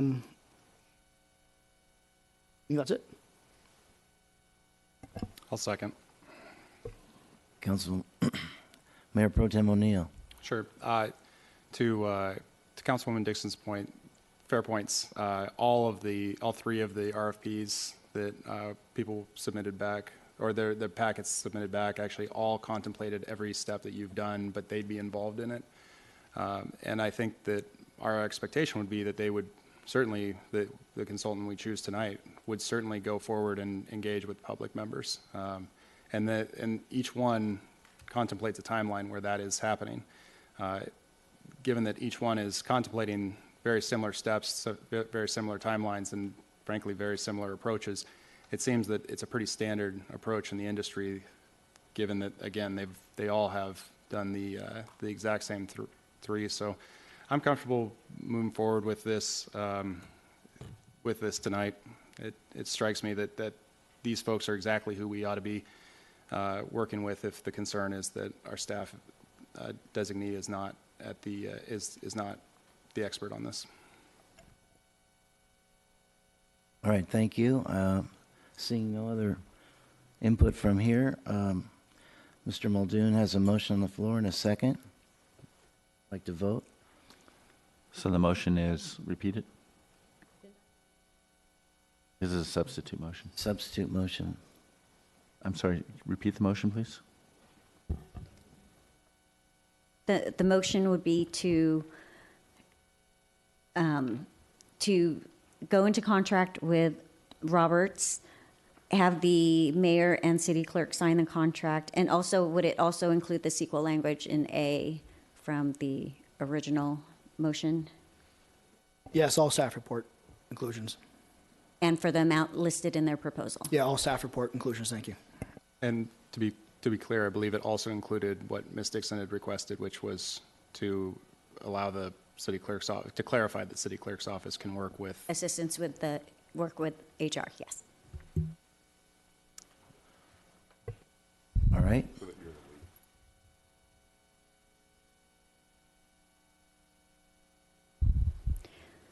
With council members Dixon and Herdman voting no, the motion carries 5-2.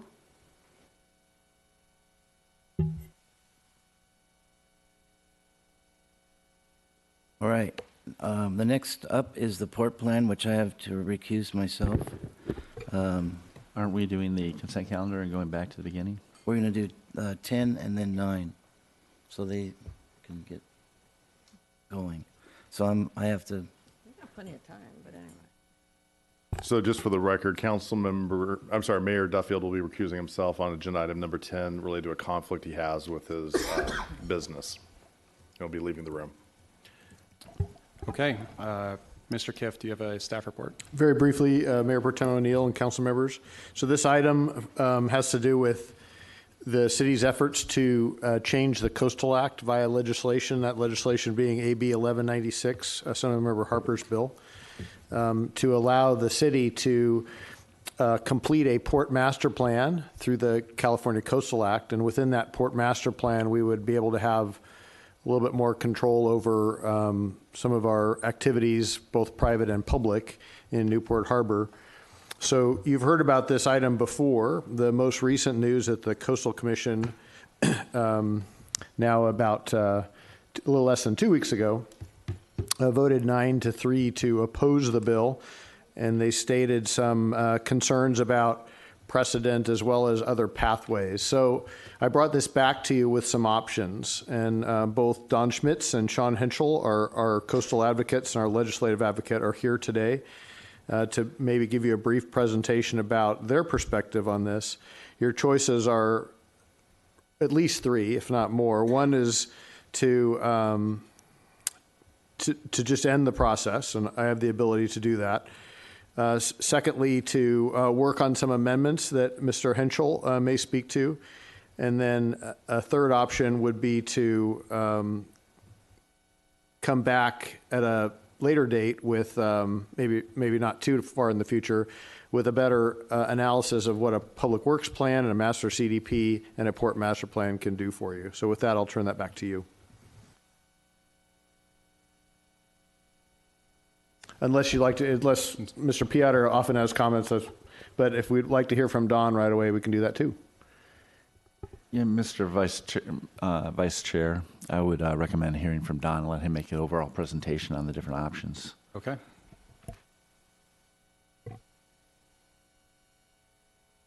Council members, Don Schmitz. I am here on your behalf. I was asked by Mr. Kiff and by the ad hoc committee to come down and give you a very brief briefing. I know you have to catch a flight in regards to what your different options are. He already outlined that. Kind of do an overview in regards to what the implications are for those several options. Now, this is a very simplified, boiled down table that's in front of you, and I'm going to start off by saying it's not true.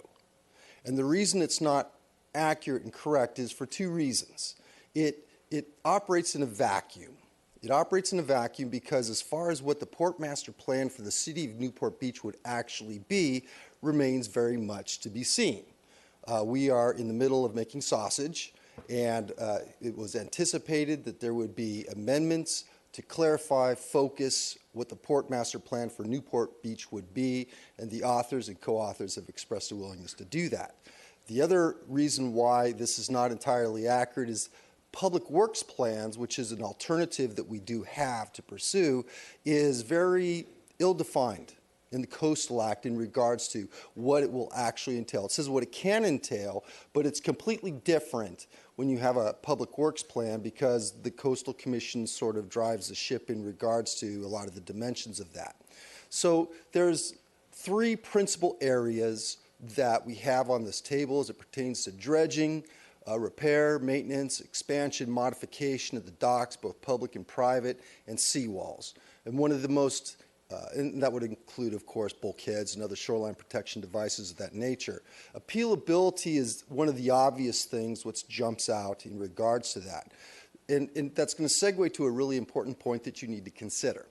When it comes to appealability for a port master plan, which I'll show you in a minute, it's extremely limited. Whereas in a public works plan, and there's not a whole bunch of those up and down the state, there's some, appealability is typically very, very broad. So let's go to the next slide, which is 30715. That's from the Coastal Act, and it talks about a port master plan and what is appealable. Not a lot.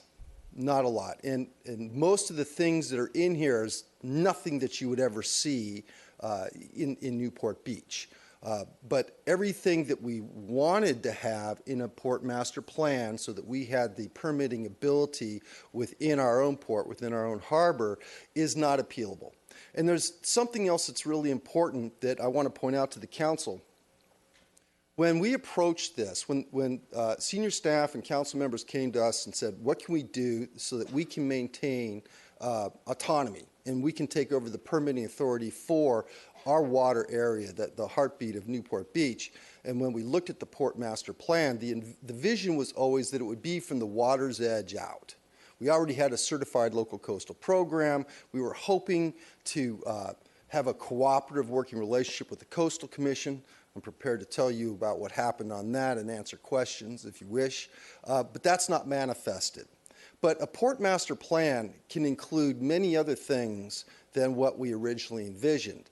The internal circulation roads, the water lines, public facilities that serve the port, such as the Coast Guard station and other things of that nature, the Harbor Patrol. There's a lot of things that a port master plan empowers the local port authority, in this case our Harbor Commission, and you, that once that plan's adopted, it is strictly and solely the authority of the city of Newport Beach. This is a hugely important distinction between that and what a public works plan is. Public works plans come from Section 30605 of the Coastal Act, and it has the same intent as a port master plan in that it's intended to streamline the permitting process, but it's very ill-defined in the Coastal Act itself in regards to the meat and potatoes of what that plan will actually be. So essentially what I'm saying to you is that if the legislature was to amend the Coastal Act, and we kept it very simple for a starting point, which was we were going to add Newport Beach to the list of cities that could have a port master plan. And that if you decide to go forward, that probably would not be the case. You would probably want to consider having amendments to narrow it down, address the optics in regards to we're not an industrial port, we don't ever intend to be an industrial port, but we should still have a port master plan. Once the legislature was to adopt that amendment to the Coastal Act, then the Coastal Commission itself would have to proceed with the processing and adoption of your port master plan, applying the appropriate policies of Chapter 3 of the Coastal Act to it, but the legislature would be setting the tone in regards to what that document ultimately would have to have in there. When it comes to a public works plan, it's much more nebulous. It could be a good thing. There's certain limitations to it, however, like private docks and such are not a public works. And so therefore, all the private docks within Newport Beach could not be processed under a public works plan going forward. The Coastal Commission surprised us in regards to asserting that they had offered to the city a so-called master coastal development permit for the private docks. I asked around. There was a lot of us that did not know where that came from. I ran that to ground today, and they did speak with one of our staff members when we were processing the eelgrass management plan. And it's not represented to us that the response was that there's not enough interest or volume of work as it pertains to the private docks. But the problem that your staff had with a master coastal development permit for the docks was it wasn't malleable at all. So if we had a master coastal development permit for the docks, they couldn't deviate, they couldn't modify, they couldn't lengthen or shorten or widen to meet the needs of the individual private property owners. Whereas if we had a port master plan, we would have ostensibly that level of control so that we could react and respond to our constituents' needs for what it was that they wanted to see. So there's a lot that goes into this, obviously. And where we are today and where we are going to go forward, of course, is up to you entirely. I'm here to answer any questions you have, but at this juncture, if you want, I can hand it over to Mr. Henschel, and he can report to you where you are in regards to the legislative process. Any questions? Okay, we'll go to Mr. Henschel. Good evening, council members and Mr. Kiff. This is my first opportunity to be able to be before you, so thank you for the invitation to present on 1196 and the status of where you're at. Just to clarify, first and foremost, it's not my place to give you a recommendation on whether or not you should move forward. Rather, I can give you an honest assessment on what the process is in front of you and defer to you and serve at your pleasure entirely as far as your risk assessment going forward. But at that point, 1196 is formally in possession of the Senate Natural Resources Committee as of Thursday of last week. So just on a bill referral process, conversations can only formally just start. That said, for the last month or so, we've had very constructive conversations. I have been meeting with senators and assembly members, Democrats and Republicans, and that speaks to the fact that we've got 4 co-authors now, again, bipartisan and bicameral. The fact that the bill is only just now in Senate Natural Resources, as is typical for assembly bills, that bill won't be heard until June. The committee meets on the 2nd and 4th Tuesdays, so the bill is about to be set for a hearing on June 12th. I'm happy to answer any questions on specifics, coalition building, any of those factors on the process. Do we have any specific questions for Mr. Henschel? I see Mr. Piotr, do you have a specific question? Mine's a quick question. So we've got several authors and co-authors already. Yes, sir. You've got other people that have expressed interest in the bill. Yes, sir. And between now and the committee times in June, you would be working at getting more authors and co-authors, as well as other constituency groups like chambers of commerce and these types of groups, as far as developing, a supportive base. Yes, that's typical of the legislative process. If the bill is not going to be heard until June, a lot of bills get deprioritized just by scheduling issues, that there's a lot of bills that are going to be heard throughout this month due to a House of Origin deadline. Because this is an assembly bill already in the Senate side, several coalition groups have deferred taking a position. Now that it is formally in the policy committee, those conversations are absolutely appropriate. We've already identified a number of different stakeholder groups, the League of California Cities, the State Chamber of Commerce, the local chambers of commerce, the Business Council, any of those conversations. Certainly there's a nexus on their policy goals. And if we wanted to, during this time, offer amendments to the legislation to maybe address some of the concerns of the Coastal Commission, because I do look like, treat the Coastal Commission as though we're a team together, preserving our coast. We're not adversarial, or we don't need to be adversarial. But if we wanted to amend the legislation to address some of those issues, we could be doing that over this time before it gets to natural resources, before their first hearing in June. Should you choose to move forward, I'd absolutely recommend that. That has two values. One, it endears yourself to the Coastal Commission directly to try to address their concerns, and then it also has good optics as far as policy goes, that the legislature wants to see us being able to compromise and find a common ground. And then obviously you can't give us a prediction, hey, there's a 75% chance you're going to be successful, because it is Sacramento after all. And so you go through this process. But I take it that going to the point of a committee process, that we would at least know either you're going to get it through the committee or you're not. We could pull the plug in June if we're not successful, or if we don't think we're going to be successful. So we have a choice here of either pulling the plug now, or we could pull the plug after just 2 more months. Or if we're successful, obviously we would continue it. And I take it the schedule would by the end of June, it would come out of the Senate and then go to the Assembly? The typical process is that the policy committee would be heard because this is keyed as a fiscal bill. Even though it would probably save the state dollars, it's still keyed as a fiscal bill and then go to appropriations committee. The legislature breaks for the summer recess throughout July. They'd come back in August. And appropriations committee would meet early in August, and then the process begins over again over on the Assembly side. So yes, there's certainly an opportunity to move forward beyond that. Okay, so it really wouldn't come out of the Senate until the first part of August? Yes, sir. And then largely because of the July break, yes. And then because of the fact that we gutted and amended, it'd have to go back to the Assembly for confirmation of the changes that were made. Yes, that's called a concurrence vote. It's very, very typical in an election year where we have a 2-year process on a lot of bills that if the bill has been substantively changed in the second House, it has to return to the House of Origin. In this case, your author is Assemblyman Harper. So it would come back to his House to go through the process, but it'd be far more expedited. But obviously, if it doesn't make it out of natural resources, we're either dead or... That's absolutely correct. Or maybe it comes out on limping pretty badly. We could still pull the plug then at that point. Yes, absolutely, sir. Okay, thank you. Mr. Avery. Yes, I have a question for Mr. Schmitz. Yes, sir.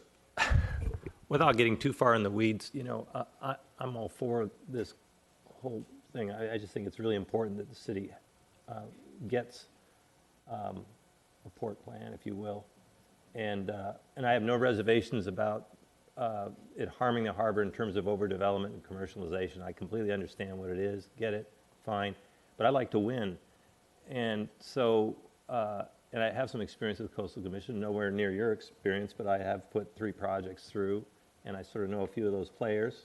I know their leanings. And so the 9-3 really didn't surprise me. I was hoping for the best, but, it didn't surprise me. So my question is, and maybe you can't reveal it, but, what's the strategy? With the Coastal Commission? Yeah, going forward. Well, actually, it's probably relevant and important to report to you what happened. Okay. We were cleared to officially represent the city March 27th, whereupon we could directly engage with the Coastal Commission staff and the Coastal Commissioners. We immediately began to talk to Coastal Commissioners. They're very busy people, and it takes time to get ex partes with them. I did have ex partes with a number of them. The conversations were actually pretty positive. At the same time, Mr. Henschel was having conversations with Sarah Christie, who is the legislative lobbyist analyst for the Coastal Commission. She expressed some concerns, but Mr. Henschel asked to have a meeting with her. Then this was the very next week after the council took an official position to actively pursue this. The city manager received a phone call on the Wednesday before the hearing from the Orange County director, Mr. Carl Schwing, informing him that the staff was going to be taking an official position in opposition and writing a staff report. Mr. Henschel and I scrambled and got a conference call with Ms. Christie on Friday. Again, urged that we have the meeting. She never did meet with Mr. Henschel up in Sacramento. The deadline for submitting a written response to the staff report on their webpage closed at 5 o'clock on that Friday. The staff report was not made available to the general public until the following Monday, putting us basically in a position where I felt fairly ambushed, and we really did not have time to work on it. There was 3 commissioners. It was 8 to 3, unless they've expanded the commission to 12. There was 3 commissioners that stood up for us. I believe very strongly. There was 2 others that thought that there was a lot of good stuff in there that could probably be worked out, but they can count. And we simply did not have enough time to really work on this. But at the end of the day, I believe that their position is pretty much galvanized in opposition. I think one of the things that's very telling at this point, both in the staff report and in the comments of several of the commissioners, was that they are bridling over what is seen as an usurpation of their authority and their jurisdiction. And there's a number of them up there. I don't know if it's the majority, but ostensibly it is. The vote is the vote, that don't like that. But at the end of the day, it's the legislature's call. Now, I agree very much with Mr. Henschel and your senior staff that we shouldn't be cavalier about this, and that if you decide to go forward, that there are reasonable amendments, and I've made several suggestions that could be attached to the bill to take some of the sting out of it so that hopefully they can work with us at some level in regards to this. But that's the background in regards to what happened with the Coastal Commission. Thank you. How often is the Coastal Act amended for something like this? The Coastal Act has been amended a number of times over the years. They've done any in the last couple of years. Has it been amended? Yes, and there's been attempts to amend it. Some of them are very high profile. Like there was one with she was Tony Akins at the time tried to get a bill passed where the Coastal Commission would have the authority for violations to levy fines without taking somebody to court, which when the definition of development is a placement of a gas, liquid, or solid at any time on your property, virtually everybody has a violation. That was very controversial. She threw all her weight behind it. It did fail. But they did amend the Coastal Act subsequent to where they can levy fines against property owners for blocking access. So they got a partial win. A huge change has been in the past where they took affordable housing out of the Coastal Act, which was not popular with the commission and with the staff itself. There's been repeated attempts by Assemblyman Stone, who used to be on the Coastal Commission, to redefine existing development. So there's been a number of amendments to the Coastal Act, and there was, I forget how many out of the slew of bills that they looked at that were actual amendments to the Coastal Act, but it comes up every year. I imagine you know all the players on the commission. You know all the commissioners. And you know how they vote. You know how they Yes, sir. And I so, don't refer to the commissioners as players, but especially when I'm on the camera. But yes, sir, I do. That was I know my them term, very not well. yours. Okay. Yes. So, so you're thinking you might be able to get some votes changed No. on this? No. I don't think that the commission's going to change their position on this one. I can't rule it out. But you're here tonight to deliberate on what is a strategically intelligent thing for you to do.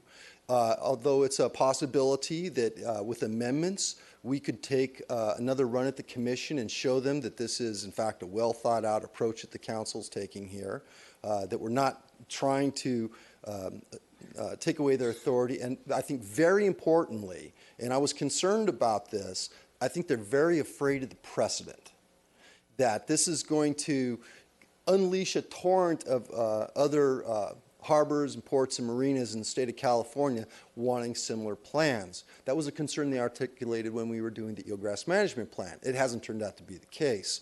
But I think that with some appropriate wordsmithing and some amendments to the bill, we could probably get some language put in there that calls out the uniqueness of Newport Beach in regards to its size, the economic engine that it is, and I know that the city staff has some reports in regards to just what the dollar figures are for the economic activity within Newport Beach, which would essentially sequester us away from other ports, marinas, and harbors up and down the state, which might go a long way towards addressing that concern. And do you think staff would go with that and give a recommend?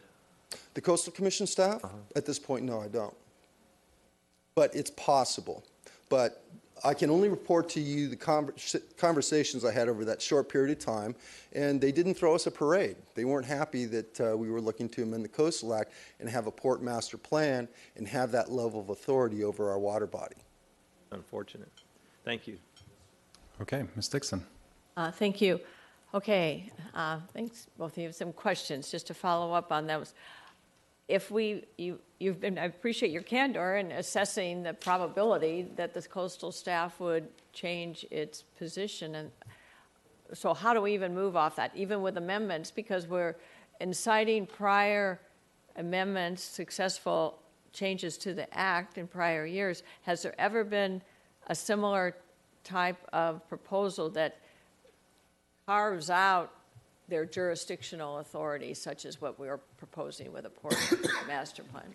Has there ever been such legislation that they would lessen their territorial jurisdiction, reduce their territorial jurisdiction? That's a different question. Let me answer them in order.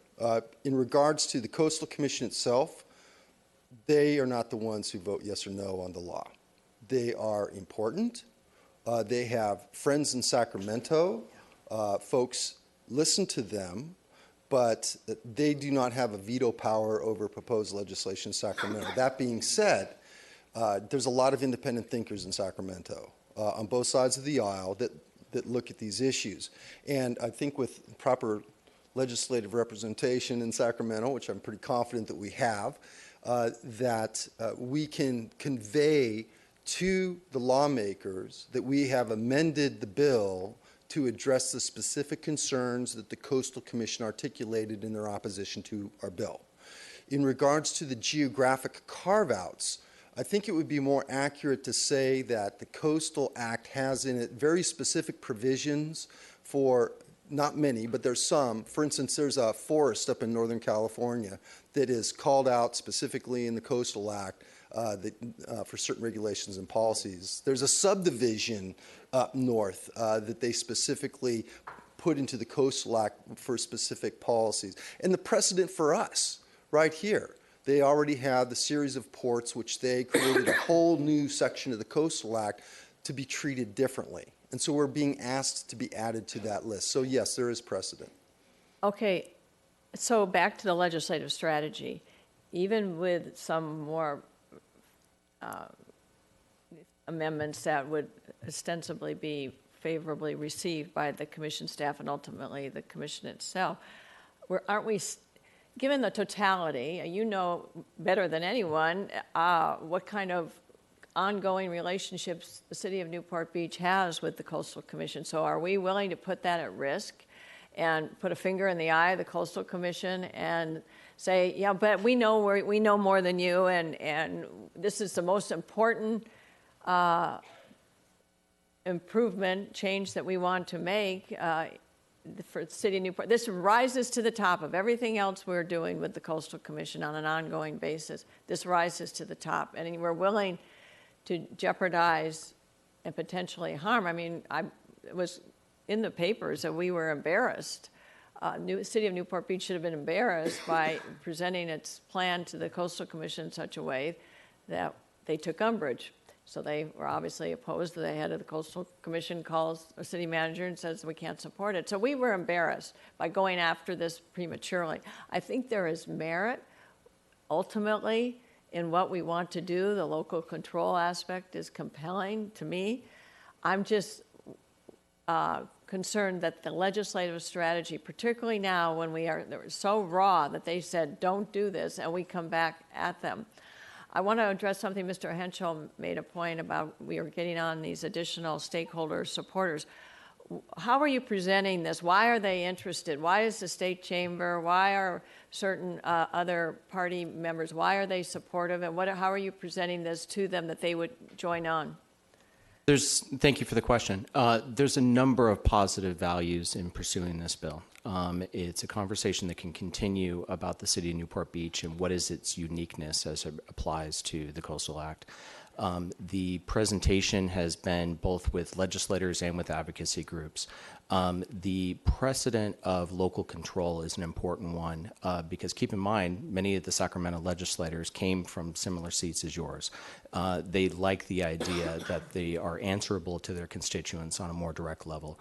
When you defer to something on a bureaucratic or as a commission, it's in many ways out of sight, out of mind, and the idea that a locally elected would have more insight on what would be appropriate for their own backyard.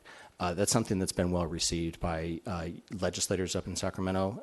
Additionally, we've got the League of California Cities, which the city of Newport Beach is obviously a member, that feels that it's not strictly a matter of whether or not Sacramento needs to say yes. It goes back to local control. One of the other aspects that has been a positive conversation has been this precedent of good government. What does good government mean? The idea of making sure that we're being efficient in our process. I had said earlier when I first spoke that this is a keyed fiscal bill. It's going to go to the Appropriations Committee, but that said, it might actually save the state money. And there's something redeeming, at least within the legislature and some of the conversations I've had, that the city is willing to overtake this authority and put it on your own dime and process it in that way. Certainly with the insight and going through the process with the commission. But the idea that you're willing to take that on yourself, that's an efficiency argument that goes back to the Coastal Commission and on all of these, relatively minor requests. Is this something that the Coastal Commission should be spending their staff time to dedicate, or should they be dealing with the larger, bigger tackling issues? Has anyone costed out what the cost to us would be if we took this on? I defer to the city. I haven't done that analysis. Typically, that fiscal assessment would happen on a state scope, and that wouldn't happen until the Appropriations Committee in the next month. There are just a lot of unanswered questions. One further item, could you explain to me why some organizations, that was stated in some of the materials early on that Mr. Schmitz provided, that some of these stakeholder groups are aligned with this bill because of job creation? What kind of job creation is this going to create? On the first question, we're already processing permits for everything that happens in our harbor/port already.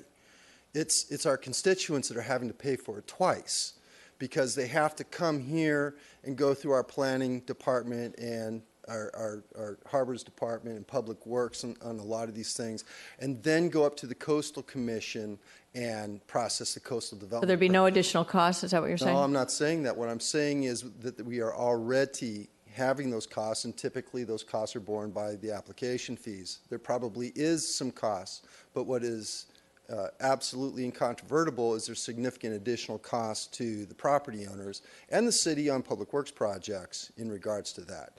And in regards to the creation of jobs, one of the things that has been demonstrated with the eelgrass management plan, one of the arguments that the city had when they were promoting this was that there was a tremendous amount of deferred maintenance in our harbor, that there was boats laying on their side during low tide, and because people simply were not doing the minor dredging projects to maintain the access to their docks. Not that they couldn't afford to do the dredging projects, but they couldn't afford to do the lengthy paperwork that was required for that.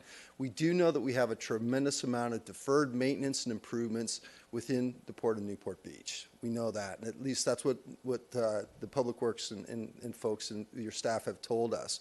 So it is anticipated that on several fronts, the modernization, the upgrading, the deferred maintenance for the shoreline protection devices and the docks, et cetera, will be a job creator. And it's also probably accurate to call it a job maintainer. If we maintain a modern, efficient, beautiful port, then the upwards to $1 billion worth of economic activity that occurs from that is something that we're protecting.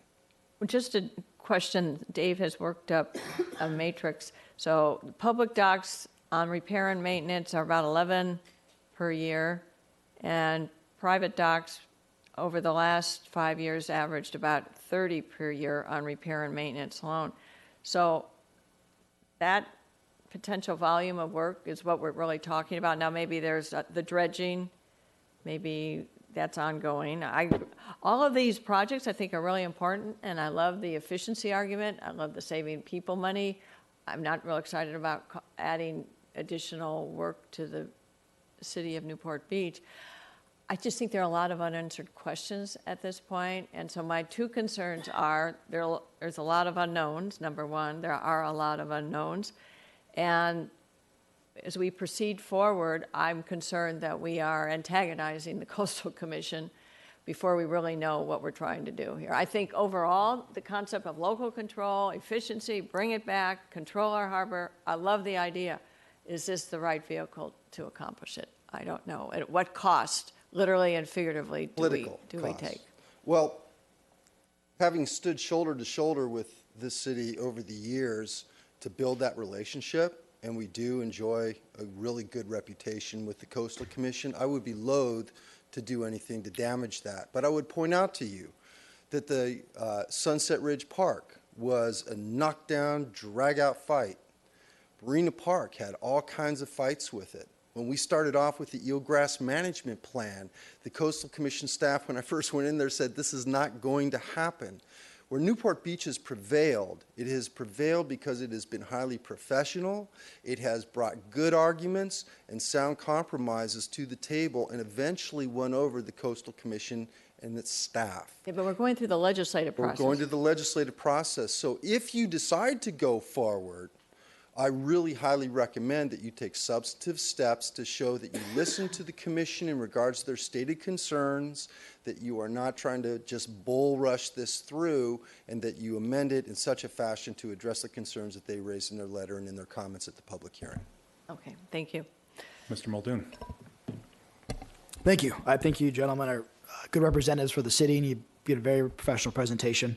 I do have concerns that if we go too far, it's money wasted. When do you think you would know for certain? And you can advise, because you said you can't advise at this stage. You can advise the likelihood of success. June 12th, a little over a month from now, when they have the Natural Resources Committee hearings. And what is your thought on if we were to delay it for a session? You can speak to this, but basically, I think one of the concerns that we have is we have a bit of an understanding in regards to the government that we have in Sacramento right now. We're going to have a new governor. We're going to have a lot of new members up there, and we just cannot predict what their disposition will be for the new people and the new governor. So Governor Brown has shown a willingness to really focus in on good government efficiency. He's not always succeeded, but he's been a strong supporter of CEQA reform, for instance. And he has expressed a willingness to improve coastal permit processes as well. So I think a big part of the consideration is the government that we have right now. We've got at least an understanding of what's up there. Thank you. Okay. Before I jump into second rounds of comments, I'd like to ask a few questions. I'd like to direct them over to Mr. Webb and Mr. Kiff. So the first questions would be part of our discussion is the alternative discussing the, I want to make sure I get it right, the public works plan. Thank you. And actually, before I say that, I want to come back and just say real quickly, thank you to Councilmember Piotr and Councilmember Dixon for working on this. And with Mr. Kiff, I know how much work went into this, so thank you for that. So, Mr. Webb, Public Works Plan, what are your thoughts? I mean, would it accomplish, in your mind, would it accomplish what the general goal is here of easing residents' work with the California Coastal Commission on, particularly on dock work, dredging, et cetera? I don't know if I have enough information on where we could go with that. There's still a lot of unknowns. I think Mr. Schmitz pointed out with that. It sounds like we'd have a lot of case-by-case discussion still on various things, particularly private docks. I don't know, Mr. Kiff looked at that a little further, but at this point, there is a lot unknown with it. More clarity on a port plan, obviously. Okay. And then, Mr. Kiff, you've been pretty involved with this with Councilmember Dixon and Councilmember Piotr. So what do you recommend? I mean, where should we be going with this? So I very much respect what Don and his office have worked on in terms of characterizing that you really know what you get with a port master plan because it is within the Coastal Act. You don't quite know what you get with a public works plan. And I could see us mirroring a public works plan with a master CDP for private docks.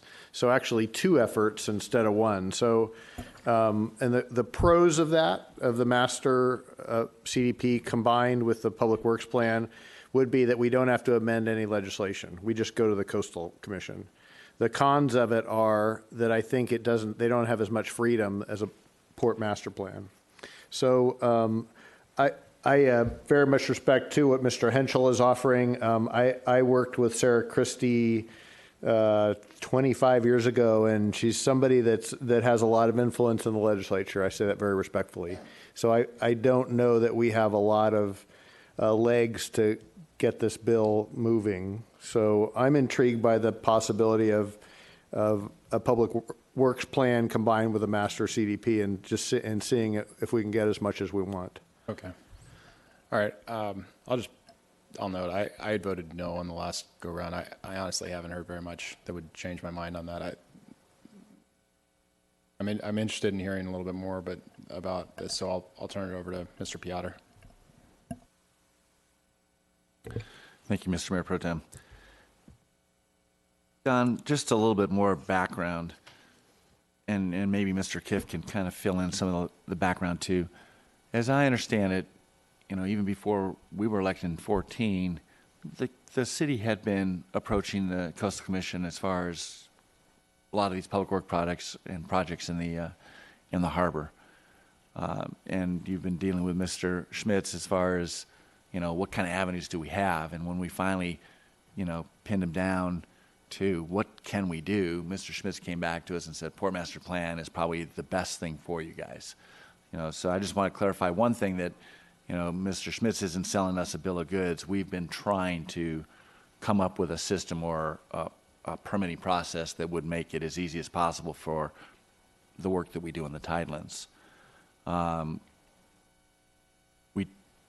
It's interesting. We've been entrusted, the city's been entrusted with the Tidelands and making sure that they're available, accessible, maintained, used by recreation, and all of the same things that the Coastal Act says as far as access and everything else.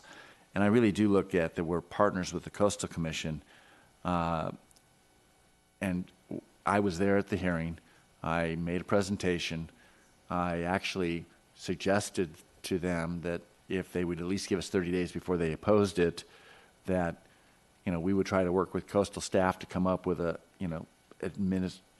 changes to the legislation that would meet a lot of their concerns. And they declined. And I told them that in 30 days, if we couldn't meet your concerns, we would withdraw the proposed legislation.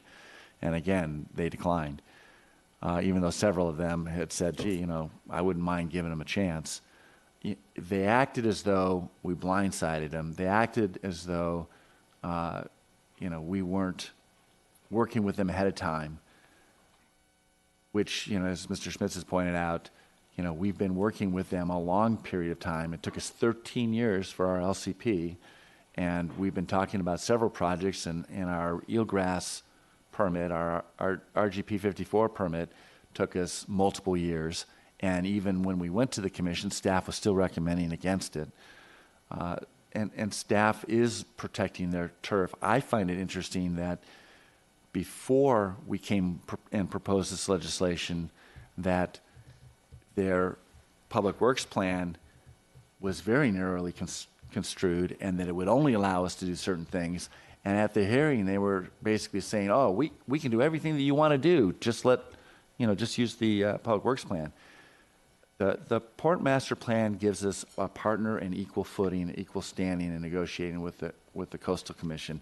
I am in no way suggesting that the city try and ram anything down their throat, but I think by having the legislature chime in, and if the legislature agrees with us that it's good government, we go to the Coastal Commission sitting opposite sides of the table rather than sitting at the footstool like we tend to be treated lots of times, even though I think we've got a good reputation and we do try and protect our coast and provide access to it. And so I think what I would ask for tonight would be, let's just give it 2 more weeks and find out where that, or 2 more months and find out where that committee level decision goes.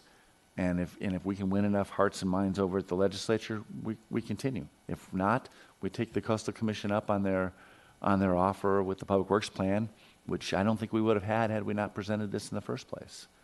So I would move that we continue this, that we continue proposing and working for the legislation at least through the committee process in June, whereupon we can reevaluate it at that time.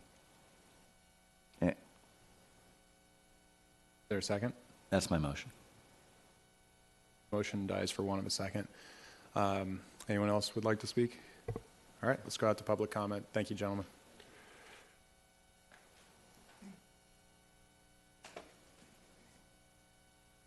Mayor Pro Tem O'Neill, members of the council, my name is Jim Mosier. First of all, I want to say I feel bad in my written comments having referred to Schmitz and Henschel as a comedy team. It's true that when speaking to an audience outside Newport Beach, they get more laughs than I do. That is true. But as you heard tonight, they're really not that funny. And the other difference is I'm free. They are paid $16,000 a month for as long as they can keep the comedy running. They're very motivated to do that, whether it's good for Newport Beach or not. So I think the correct option is option D.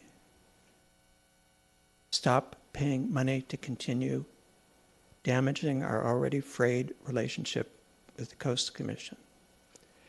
Biggest reason for that is somebody is obviously lying, and I think the council should not look favorably on that.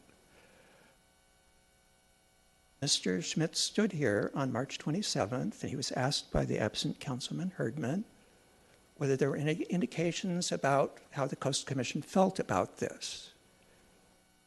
Mr. Schmitz told you that he thought the staff of the Coastal Commission, it would be warmly received. He's told you he was really surprised in April to learn that they were coming out against it. Ms. Christie, legislative analyst, on April 12th, said that a week after the bill had been introduced, February 22nd, she contacted Assemblyman Harper's office to tell them the Coastal Commission could not support this, had an extended conversation with the City of Newport Beach's legislative analyst in Sacramento, who I take to be Mr. Henschel. Nobody communicated that back to us, that you already knew that it was not going to be warmly received. Certainly would have influenced your decision on March 27th. I'm a little blindsided by this. We got the matrix tonight showing us the advantages. We're going to show this to somebody in Sacramento that this is good government. It doesn't say what the costs are currently. It doesn't say what the costs are going to be after we revise this. I haven't time to digest this. We got this a minute before the meeting started. I can tell you the first line here, middle of that, is wrong. It says you need a port master plan to exempt maintenance dredging of existing channels from the Coastal Act. They're already categorically exempt everywhere as long as they're approved by the Army Corps of Engineers. Our committee team doesn't seem to have read the Coastal Act. And the maintenance dredging of the private docks that has been so neglected, that's what our RG 54 is for. I have too many notes here, so I can't tell you, but the vote was 9-3. I don't know why Mr. Schmitz thinks it's 8-3. 9 plus 3 adds up to 12. You can watch the video, you can hear the 9. Makes no sense. Do not continue with this team. Thank you. Thank you, Mr. Mosher. Next speaker, please. Members of the council, my name is Dave Tanner. I want to recommend that the city council move forward with this. I was able to attend the council meeting on, I think it was March 27th, when you authorized the contract for Mr. Schmitz. And since that time, I was able to attend a Chamber of Commerce presentation where Mr. Schmitz explained more about what his intentions were and allowed some question and answers. And I feel much more comfortable about what he wants to do, and I think there is merit, and I think it is worth the money. I share the concerns that you share about the city of Newport Beach's reputation, but I don't think this is going to be something that we're going to get overnight. We'll have to work for it. So I think we move forward. My recommendation would be to move forward, see what kind of consensus we can build on both fronts, the legislative front as well as working with the Coastal Commission, let them know our intentions, and I think our intentions are very good. They're a big public benefit to the city. So I would recommend that we move forward cautiously, instructing Mr. Schmitz, as I'm sure he will, to let the Coastal Commission know what our intentions are and that they're good, and that hopefully this will save the Coastal Commission money. It'll save their staff time so they can work on other things of value to their commission and transfer some of the more local decision-making authority to the city so that that can help the city and benefit the city. So I recommend moving forward cautiously, getting additional updates, and see where we can go. And whether it's called a local port master plan or some other plan, we need to see what we can get. We need to get some answers to this and then figure out really the course that we go. But I think it's worth moving forward. Thank you. Thank you, Mr. Tanner. Next speaker, please.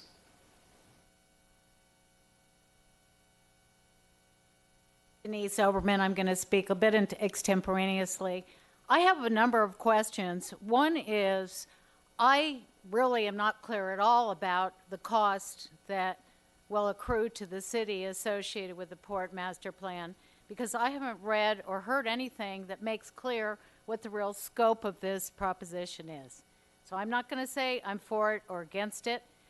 There's obviously some concern to maintenance, but I think to get some clarity on what the options are would be really helpful, because this is not an insignificant proposal. And certainly there's some benefits to local control. There are also some risks to the public to local control, one of which is, in the case of Newport Beach, that this becomes a ruse, and really this is a means to go through unfettered commercial and industrial type of development to over-intensify around the port the same way that the city over-intensifies everywhere else. So to the point about the Coastal Commission, this is what's institutionalized at the Coastal Commission, is they can hear whatever they want. There's a very simple way to go to the Coastal Commission and provide some level of assurance, and that is to propose and be prepared to agree to certain conditions around the master plan, the port master plan. And just as when there's any other proposal of the Coastal Commission, the Coastal Commission may consider approval of something subject to certain conditions. So maybe some of those conditions could conceivably be that we will agree not to change the use around the port so that there is an accrual of more commercial and industrial or even over intensification of development. That is an option. I don't know whether anybody has looked at that, but that's an approach that may create a little more comfort at the Coastal Commission and also with the residents. So I guess still from my perspective as a resident, and I know the council is going to go the direction the council wants to go, but I do think that there are paths and strategies to accomplish what we need. But I'd like some clarity, like some transparency, and if we have experts that are willing and capable of doing that, perhaps that type of a strategy could be explored. Thank you. Thank you, Ms. Oberman. Next speaker, please. So, Councilwoman Dixon, you just said you want to keep local control over the harbor, not the port. You just said that. Thank you for saying that. And also, I don't think this is good governance, what I watched go on here the first night this was proposed. I just happened to be here, and it seemed like backdoor wheelie dealing to me, and I smell a rat. I smell a large rat. But it's not actually a rat, it's a giant mouse, and his name is Mickey. And I think it's election time, and everybody start looking at campaign contributions for the last 10 years. Who has gotten money from Disney? They want the airport expanded. They want it to be an international airport, and they also want Newport Beach to expand. Now, I don't like the Disney Corporation, it is not the Disney Corporation of the days of yore. It is now owned by the Chinese investors and Saudi Arabian investors. That's who owns the Disney Corporation. They're the major stockholders. Why do you want them? And they have a huge lobby in Sacramento, and I'm calling foul. I think there's something else going on here, and I just want the residents of Newport Beach to be aware of this, and I think you better start looking at the campaign contributions of the last 10 years. Who took money from Disney? There's some people sitting up there right now. Thank you. Okay. Next speaker, please. Good evening, Susan Skinner. I think the two things that I heard that are the most important is one, that the presentation that was made to the Coastal Commission results in ridicule and open laughter regarding the city of Newport Beach. And what Mr. Kiff had said is that Ms. Christie is extremely influential in the legislature. So you kind of have your answer right now where you're likely to go with this legislation. So I would ask, what do you gain and what do you lose with it? What can you not do that you would be able to do if the port plan goes through? And I'm not sure I heard anything that you cannot do. So for a group that state that they're fiscally conservative, the gentleman behind me has a contract that runs, $162,000 for 10 months, $16,000 a month, $100 an hour for a 40-hour work week, whether he's working on our project or taking a shower or taking the afternoon off. It kind of seems to me that if the writing's on the wall, maybe we should call that code and just say, you know what, let's find an alternative way to achieve what you're talking about and what the wishes are. It sounds like there is an alternative way to get some more local control, but perhaps not one that charges us quite so much money. Thank you. Next speaker, please. Good evening, Joy Brenner. I have a couple of concerns about this, and I also agree, I've talked to some dock owners, that the system seems to be onerous for what they need to do in order to repair their docks and that sort of thing. And we definitely need to look at that, and we need to figure out how we can collaboratively work with the Coastal Commission and the other groups that are involved in that and help our citizens to find a way to make that much more expedient and less costly for them. Tonight, this feels like political slime. It doesn't feel right. And it feels like we're bringing something into our community that I've never experienced in my 40-plus years of attending city council meetings. My first concern is that as fiscal conservatives, you seem to be spending a lot of money in ways that the community does not agree with. And And I don't think the efforts to, first of all, it doesn't seem like we are listened to when we're here, but more than that, it doesn't seem like the efforts are made to go out into the community and find out what we think about things before you move them along and spend money on them. I know at the Residents Association, we've not heard any facts about the port plan, the port master plan, the hiring of consultants and that sort of thing. And I would just like to remind you, Scott said last meeting, the people don't hire the city manager, we do. And what I'd like to remind you is that you don't sit there as yourself purporting to represent us, but pushing your own agenda. So really, Scott, you are 11,909 citizens of your district. That's who you're voting for. And I don't think the effort has been made to get out and talk to the majority of those people, give us the facts we need to know whether we want you to be spending this amount of money per month. So once again, I'm just imploring you to bring us along before you spend our money. Thank you. Thank you. Next speaker, please.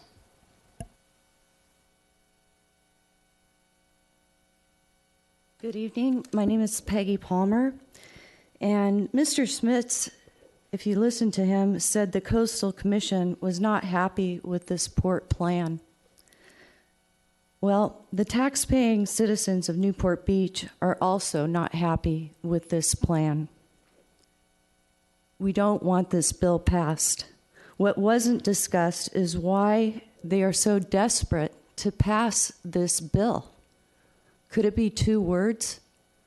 Mariner's Mile? Thank you. Thank you. Next speaker, please. Okay, we'll bring it back. Ms. Dixon, before I kick it over to you, typically when we have a public speaker call a consultant a liar, we usually let the consultant respond. Do you mind? Okay, Mr. Schmitz, would you mind responding to the allegations made? That was actually the one thing I wasn't going to reply to, but I will. I had meetings in general at the request of the city staff, actually attended by staff with the highest levels of the Coastal Commission staff, to discuss issues as it pertained to greater autonomy for the city of Newport Beach in regards to its port. And there was expressions of support for that. And we certainly did not get into the specifics as it pertains to whether it be a public works plan or port master plan, because certainly that is something that you only discuss when your bosses, the council, decides that that is what they want to do. There is one other important comment that was made by several people that I would like to address. That a port master plan specifically does not allow the city to permit hotels, office buildings, things of that nature, increased development. It is only for port-related facilities. And I think that that's a bona fide and legitimate concern that some folks may have, but that is right there in the Coastal Act itself. So a port master plan would only be for the port and port-related facilities. It would not change the densities and the land use designations that we have in our local coastal program. Okay. Thank you. We'll bring it back. So, Mr. O'Neill, yes. I'd like to make a couple of comments too, Okay. real briefly. Just in support of both Mr. Schmitz and Mr. Henschel's candor. They've been very candid with us with our conference calls with Ms. Dixon and Mr. Piotr the whole time about making sure that we know the likelihood of success and the hurdles there. So I really disagree with the speakers previously who would have criticized their candor with us. So I very much respected Mr. Schmitz over the years, and getting to know Mr. Henschel just briefly, I see the quality of being a really solid lobbyist, telling us not what we want to hear, but what we need to know. And then I would, just for Mr. Mosier, I did the chart, and I took it directly. The top part, it is kind of confusing the way it's set up. I will grant that. The top part is directly from the Port of LA's Port Master Plan. So it clearly spells out what things are exempt in there. And while the Coastal Act may also exempt things, I was taking that literally from the Port Master Plan for the Port of LA. I'll turn it back to you then. Thank you. Okay, thank you. Unless you can sit. Thank you. Yeah, there's one other thing also. Okay. This is not a contract negotiation, but I also have written the city manager going forward, except for me being a witness at the Natural Resources Committee.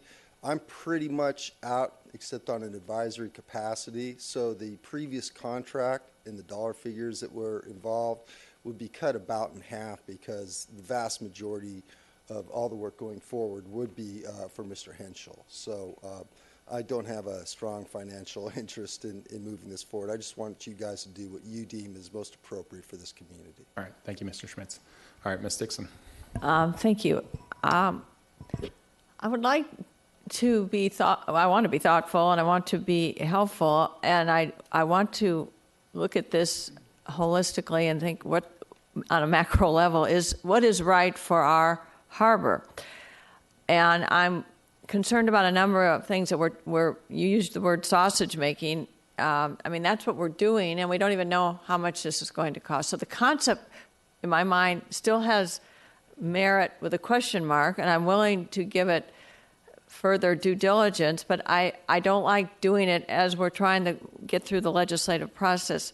May I suggest an alternative route, even though I think we're really trying to capitalize that the fact that this Assembly bill, the Harper bill, is now in the Senate Natural Resources, where, of course, the Coastal Commission is very powerful in Senate Natural Resources, and their influence will, I think, on a scale of 1 to 10, what would you give it? It gets out of Senate Natural Resources.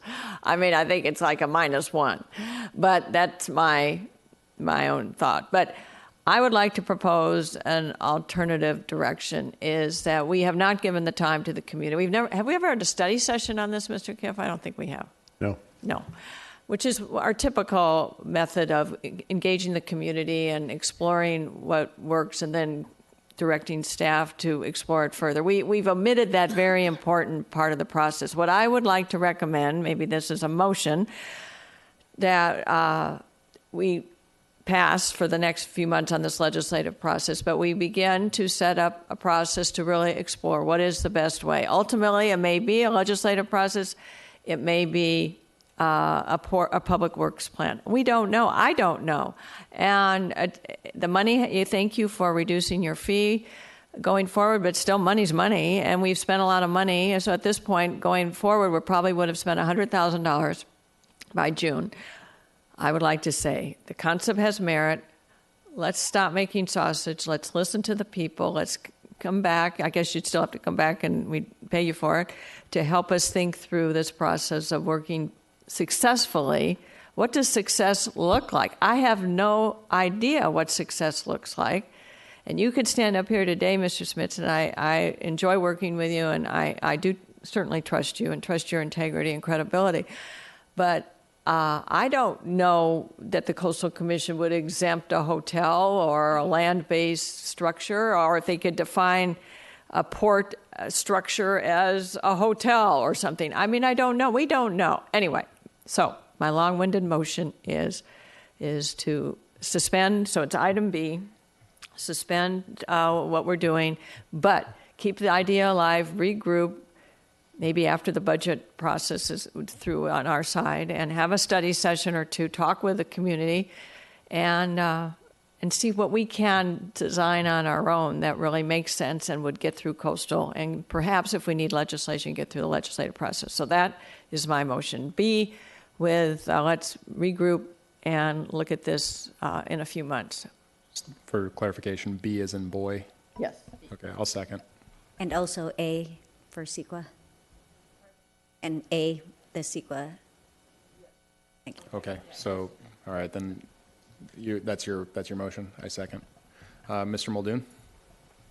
Thank you. Mr. Kiff, I know there are some legitimate concerns about development as it relates to this plan. You and I had a very interesting conversation where you enlightened me on some of this. Could you quickly opine on that? You mean about the types of development that could be approved in this plan? Yeah, and that, if I recall, you said really we follow all the same rules as coastal.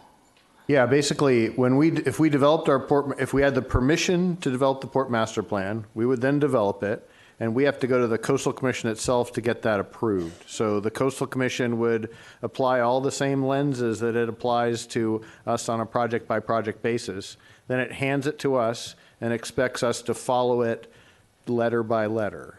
And then if we diverge from that, we're probably in violation of the plan and/or it's appealed. But it's kind of like our LCP. It's appealed to? Sorry, it'd be appealed to the Coastal Commission. Because I think that's a pretty legitimate concern. I think that people were concerned about, is this going to be a way to squeeze in more development or density? That's very important. So I hear what the residents are saying, and I'm inclined to support Councilman Dixon's plan. I think there are just too many hurdles, and I don't think it reflects you, gentlemen. I think you've been very professional this evening. I thank you for your time, for showing up. I do want to say, on a lighthearted note, when I was mayor last year, the Grand Marshal was Mickey Mouse, and he didn't bring up any of this to me. And I think it would have been a great opportunity for him to do so. But I think that those residents' concerns are very legitimate, and I just assume aside with the comfort of our residents and the probability of the initiative proceeding. Mr. Avery? Yeah, this is really disappointing because being a Harbor guy, and I just wish we could do this, and and I wish we could be successful. And it's tough to kind of get, down the field, and we got some opposition, and it's really tempting to say, guys, let's go till June.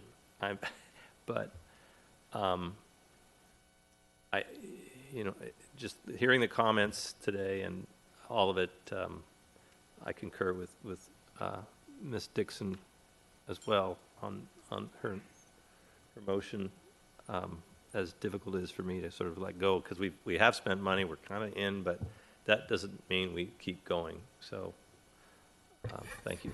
Okay. Mr. Piotr?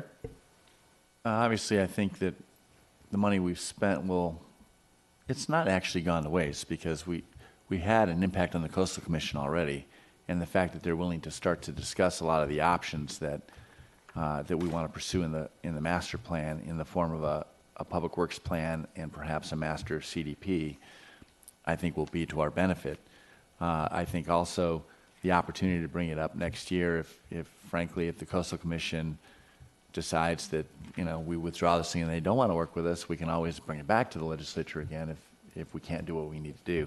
It's frustrating, I agree with Mr. Avery, because, you see a lot of docks out there. A lot of the docks that I see out there are in disrepair. It's not like we're going broke and Newport Beach is falling apart. But the harbor is probably our most valuable asset in this city. And a lot of dock owners aren't maintaining their docks at the level that they probably would if it wasn't for permits, red tape, and cost to actually get permission to do the work. When you pay a couple $1,000s to the city and $8,000 to the Coastal Commission for a dock renovation work that costs $5,000, what's wrong with this picture?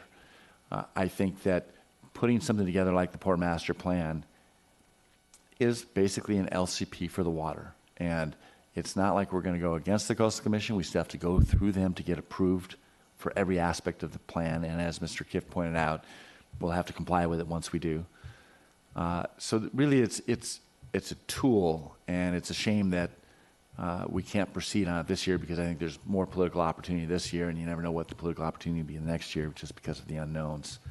And so I think the cost to go 2 more months is minimal to pursue it.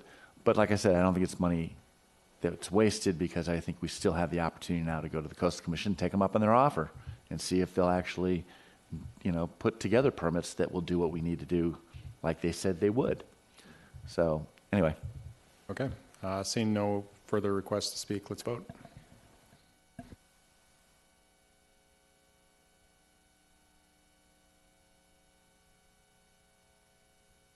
With Councilmember Piotr voting no, the motion carries 4-1.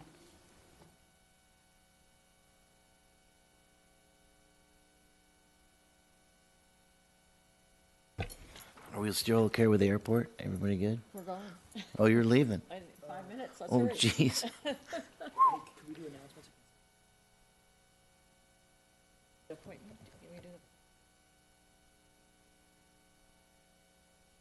Being conflicted here. I mean, so let's just discuss for just a second. So right now, we would be moving to number 9. Mr. Muldoon has requested that we go back to regular order. Okay, I'm not sure. I don't think so. Ms. Brown, the question from the I'm sorry, Mr. Mayor. Do you mind if I ask the question? No, please ask. I'm just gonna Ms. Brown, the point it question from the dais is it, for number 9, is it possible to vote without being here? No, you Okay. need to be present. All right. And the vote still needs to be four votes in order to be appointed. Okay, then let's. Or let's you do could 9 also quickly continue then. that item. Okay. Okay. We have a Water Quality Coastal Committee appointments. Public comment. All right, public comment. Anyone want to? This is on item number 9, the water quality appointments. Are there any public comments on this issue? Please hurry if you can. Mayor Sorry, Duffield, I didn't members- say that. Mayor Duffield, members of the council, my name is Jim Mosier. I just wanted to point out, just as you cannot interview recruitment companies in private, you cannot interview candidates for commissions in private, but you are most welcome to interview them in public. And I just point out to you that some other city councils in other cities, when they have to choose between candidates, rather than just having applications before them, actually ask the candidates to come here so that the public and you have a better idea of who you're voting on. Thank you. Thank you. Any other comments from the public? Seeing none, we have Councilmember Dixon voted for Michelle Gueron. Councilmember Piotr, Richard McNeil. Councilmember Muldoon, Richard McNeil. Councilmember Avery, Richard McNeil. Mayor Pro Tem O'Neill, Richard McNeil. And Mayor Duffield, Richard McNeil. Richard McNeil is our new committee member. Okay, thank you. Now I'd like to move to City Council announcements on non-discussion item and new items council members would like to be introduced for future agendas. Mr. Avery. I have none. Mr. Piotr. Would now be the appropriate time to talk about our new fire station library groundbreaking? Please do. Does staff have a couple of slides for me, I hear? So this afternoon, we actually broke ground on the new library for the Corona Del Mar. It's actually a library and fire station over in our, 70-year-old fire station and library that were next to each other. So this process is a long time coming. This process went from, hey, we need a new fire station, and do we want to keep the new library with the old library because we've got this facility adjacent to us here that's probably one of the best and most well-attended libraries in the county, and it's only a quarter mile away. And the community in my district stepped up and basically said, yes, we need this library. This is a gathering spot. This isn't just a place for books. And so after several community meetings, we discussed what the scope was, and by combining the existing library and fire station sites into one lot with one building, we're able to make good use of common parking. You end up with the picture behind us. You see the library is basically on the first floor along with the apparatus room, and the upstairs are basically the living quarters for the fire station. So this marriage between these two projects, these two buildings on these what are or were two adjacent sites, gives us a very functional, very useful, and I think very attractive project. And so this afternoon we had a groundbreaking, and all the council people got to put on their hard hats, except Mr. Muldoon. He refuses. And got to put our little gold shovels in the dirt and turn some dirt over. You can see the building's gone in this picture. You got the hardware that just finished moving at the big hoe in the back, and we had a fun time out there this afternoon celebrating the beginning of this project. It's estimated, I guess, to take about 14 months. So in about 14 months, we hope to have an open house and have the public down and take a look at it. Thank you very much, Mr. Mayor. Thank you. Councilwoman Dixon. We're on announcements? Yes. Okay, a couple things quickly. I was going to bring up changes to Council Policy A1. I'll postpone that to the next meeting in the interest of time. Number 2, I have some public service announcements. I think everyone knows the Lido House Hotel opened last Wednesday, officially open for business. I've been there for breakfast, lunch, dinner, and drinks. It's great. I encourage everybody to go and have a good time. Our Women in Newport Networking had a highly successful standing room only event yesterday, encouraging men and women to become more involved in applying for council appointments to committees and commissions. And thank you, Ms. Brown, for providing some expert, and your cohort, Jennifer, there, Nelson, providing expert guidance. I'm sorry just to say, because we're going to all leave in a minute to go catch a plane to Washington, D.C. I'm going to be sorry to miss the Newport Ensenada, the Newport Ocean Sailing Association's annual event. That's always a lot of fun. I'm sorry to miss. And the Newport Beach Film Festival. I'm going to miss going to the movies. Friends of Newport Beach Animal Shelter. Do I have a little YouTube? Did Tara put something up? They have a new YouTube link, new video. I encourage you to look at it, watch it on YouTube. Is there a YouTube address there? Or go to fawnbuzz.org, and I'm sure there's a link to YouTube. It's a great new video. The animal shelter, I was there this week. They're doing great. They're doing great on their fundraising. It's a wonderful example of public-private partnerships in our community. Right now, I think they're on the track of being more private than public in terms of the dollars raised. It's really fantastic. And then on behalf of our Recreation and Senior Services Department, there's a new program that really is special in our community called Study Break. Sessions for our high school students at Oasis or Marina Park for the next April, May, June period on mindfulness and meditation and unique fitness and strength. And it's just to take a break from the academic pressures, particularly during final season, and enjoy a variety of more mind-relaxing classes. So look into Wednesdays, 5:30 p.m. for the next 2 months at Oasis or Marina Park. And for more information, you can go to Recreation and Senior Services. Thank you, Mayor. Thank you. Councilman Herdman. He's not here. Oh, sorry. I've been in the back room. Sorry. Mr. Muldoon. Thank you. Mr. Piotr, when you're as hard-headed as I am, you don't need a hat. I do have some kind of interesting story to tell. There was an odd rumor that I was vacationing with my wife and another family who was part of our city staff. Didn't really make much sense, but there's no truth to it. However, I am very happy to say there was a special guest with us. I'm very happy to announce and share that Heather is pregnant, and she is expecting thank you. She's watching at home, and we're thrilled that she's expecting at the very end of October. We don't know what it's going to be yet, but we're delighted to share that with you. Thank you. Thank you. Mayor Pro Tem O'Neill. Well, congratulations, Heather, especially if you're watching from home.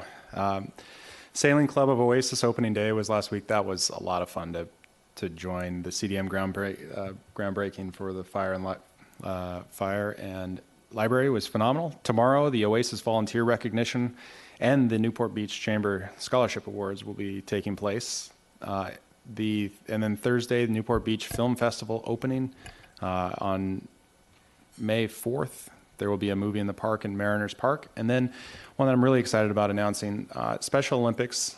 A lot of you came for the fundraiser that we had at the Civic Center. Special Olympics and Recreation and Senior Services are teaming up for a basketball competition on Saturday, April 28th at the Newport Coast Community Center. Please come be one of our fans in the stands.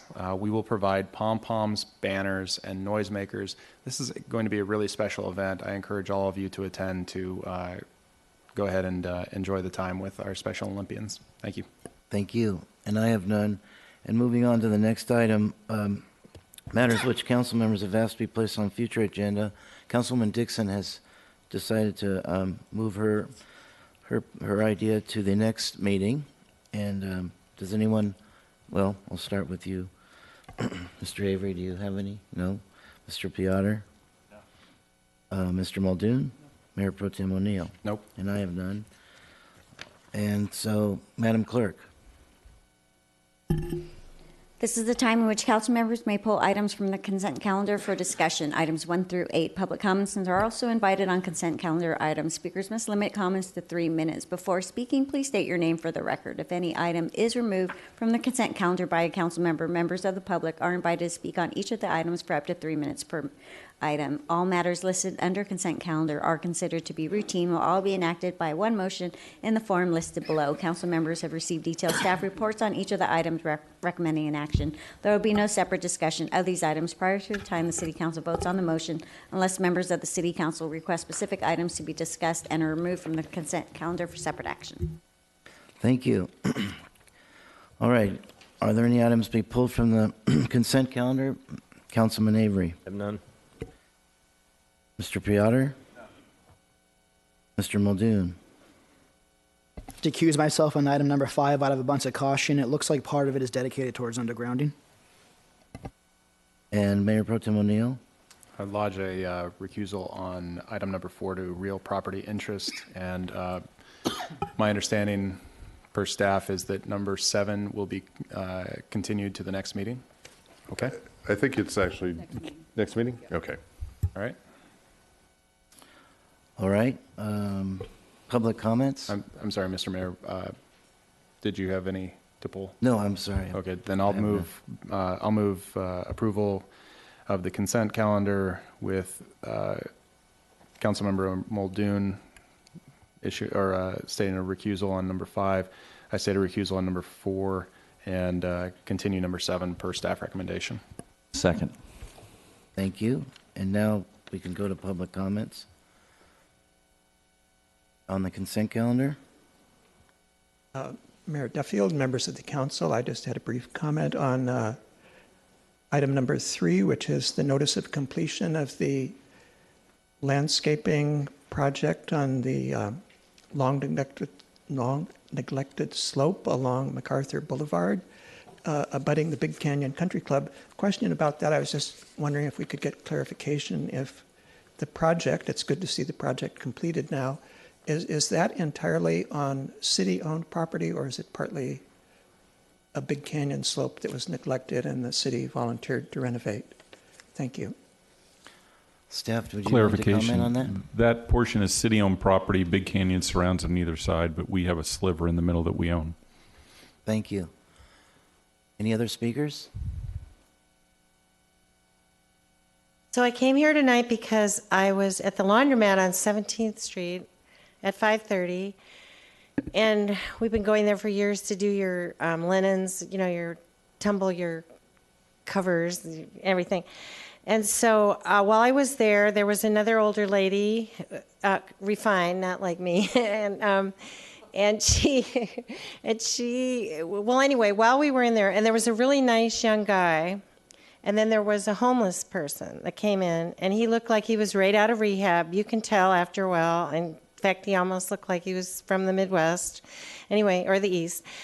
And he started going berserk, and we were kind of like held hostage in the laundromat.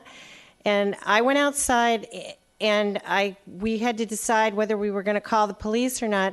But when the guy took his hand and went like this, like he was going to shoot someone, that's when we decided that was the time to call the police. But that's why I'm bringing this up really quickly. This is actually a chance to talk about consent calendar Oh, I'm items, sorry. not I thought general it was public public comment. So I'll quick sit down. I apologize. Thank you. Thank you. Are there any other? Don't worry, she'll have an opportunity. We have a non-agenda comment coming up. Are there any other people who'd like to speak on the consent calendar? Seeing none? Oh, Scott, would you? Okay, please, let's vote. Thank you. Motion carries unanimously, 5-0. Now is the time for public comments on invited on non-agenda items. Go ahead. I have to leave to catch a flight. I'm so sorry that I can't wrap up this meeting. I got to join Dave and Diane. Thank you. That's okay. You've probably heard it before anyway.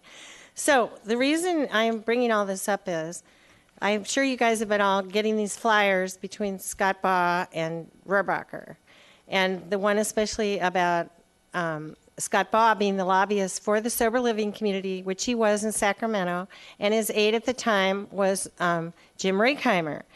And there's a reason why I'm bringing this up tonight, having just experienced this mayhem on 17th Street.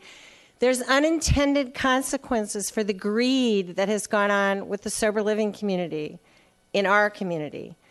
And the amount of homeless that are coming out of the rehab homes, it's a direct correlation, and especially the young girls are frequently getting involved in human trafficking.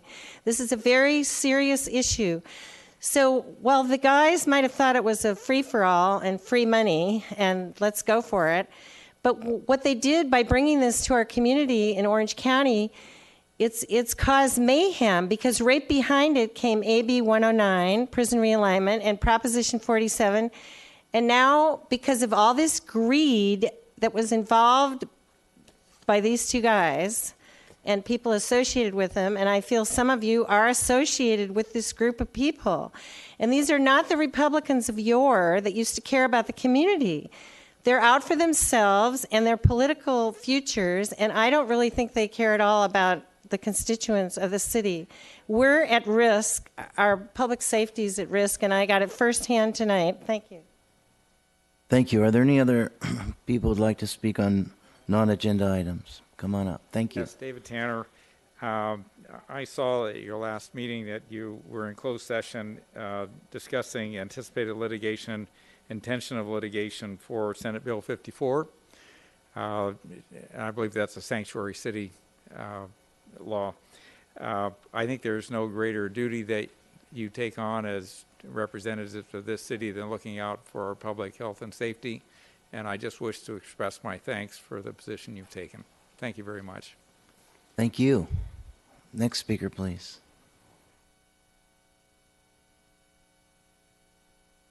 Good evening, Mayor Duffield and members of the council who are left.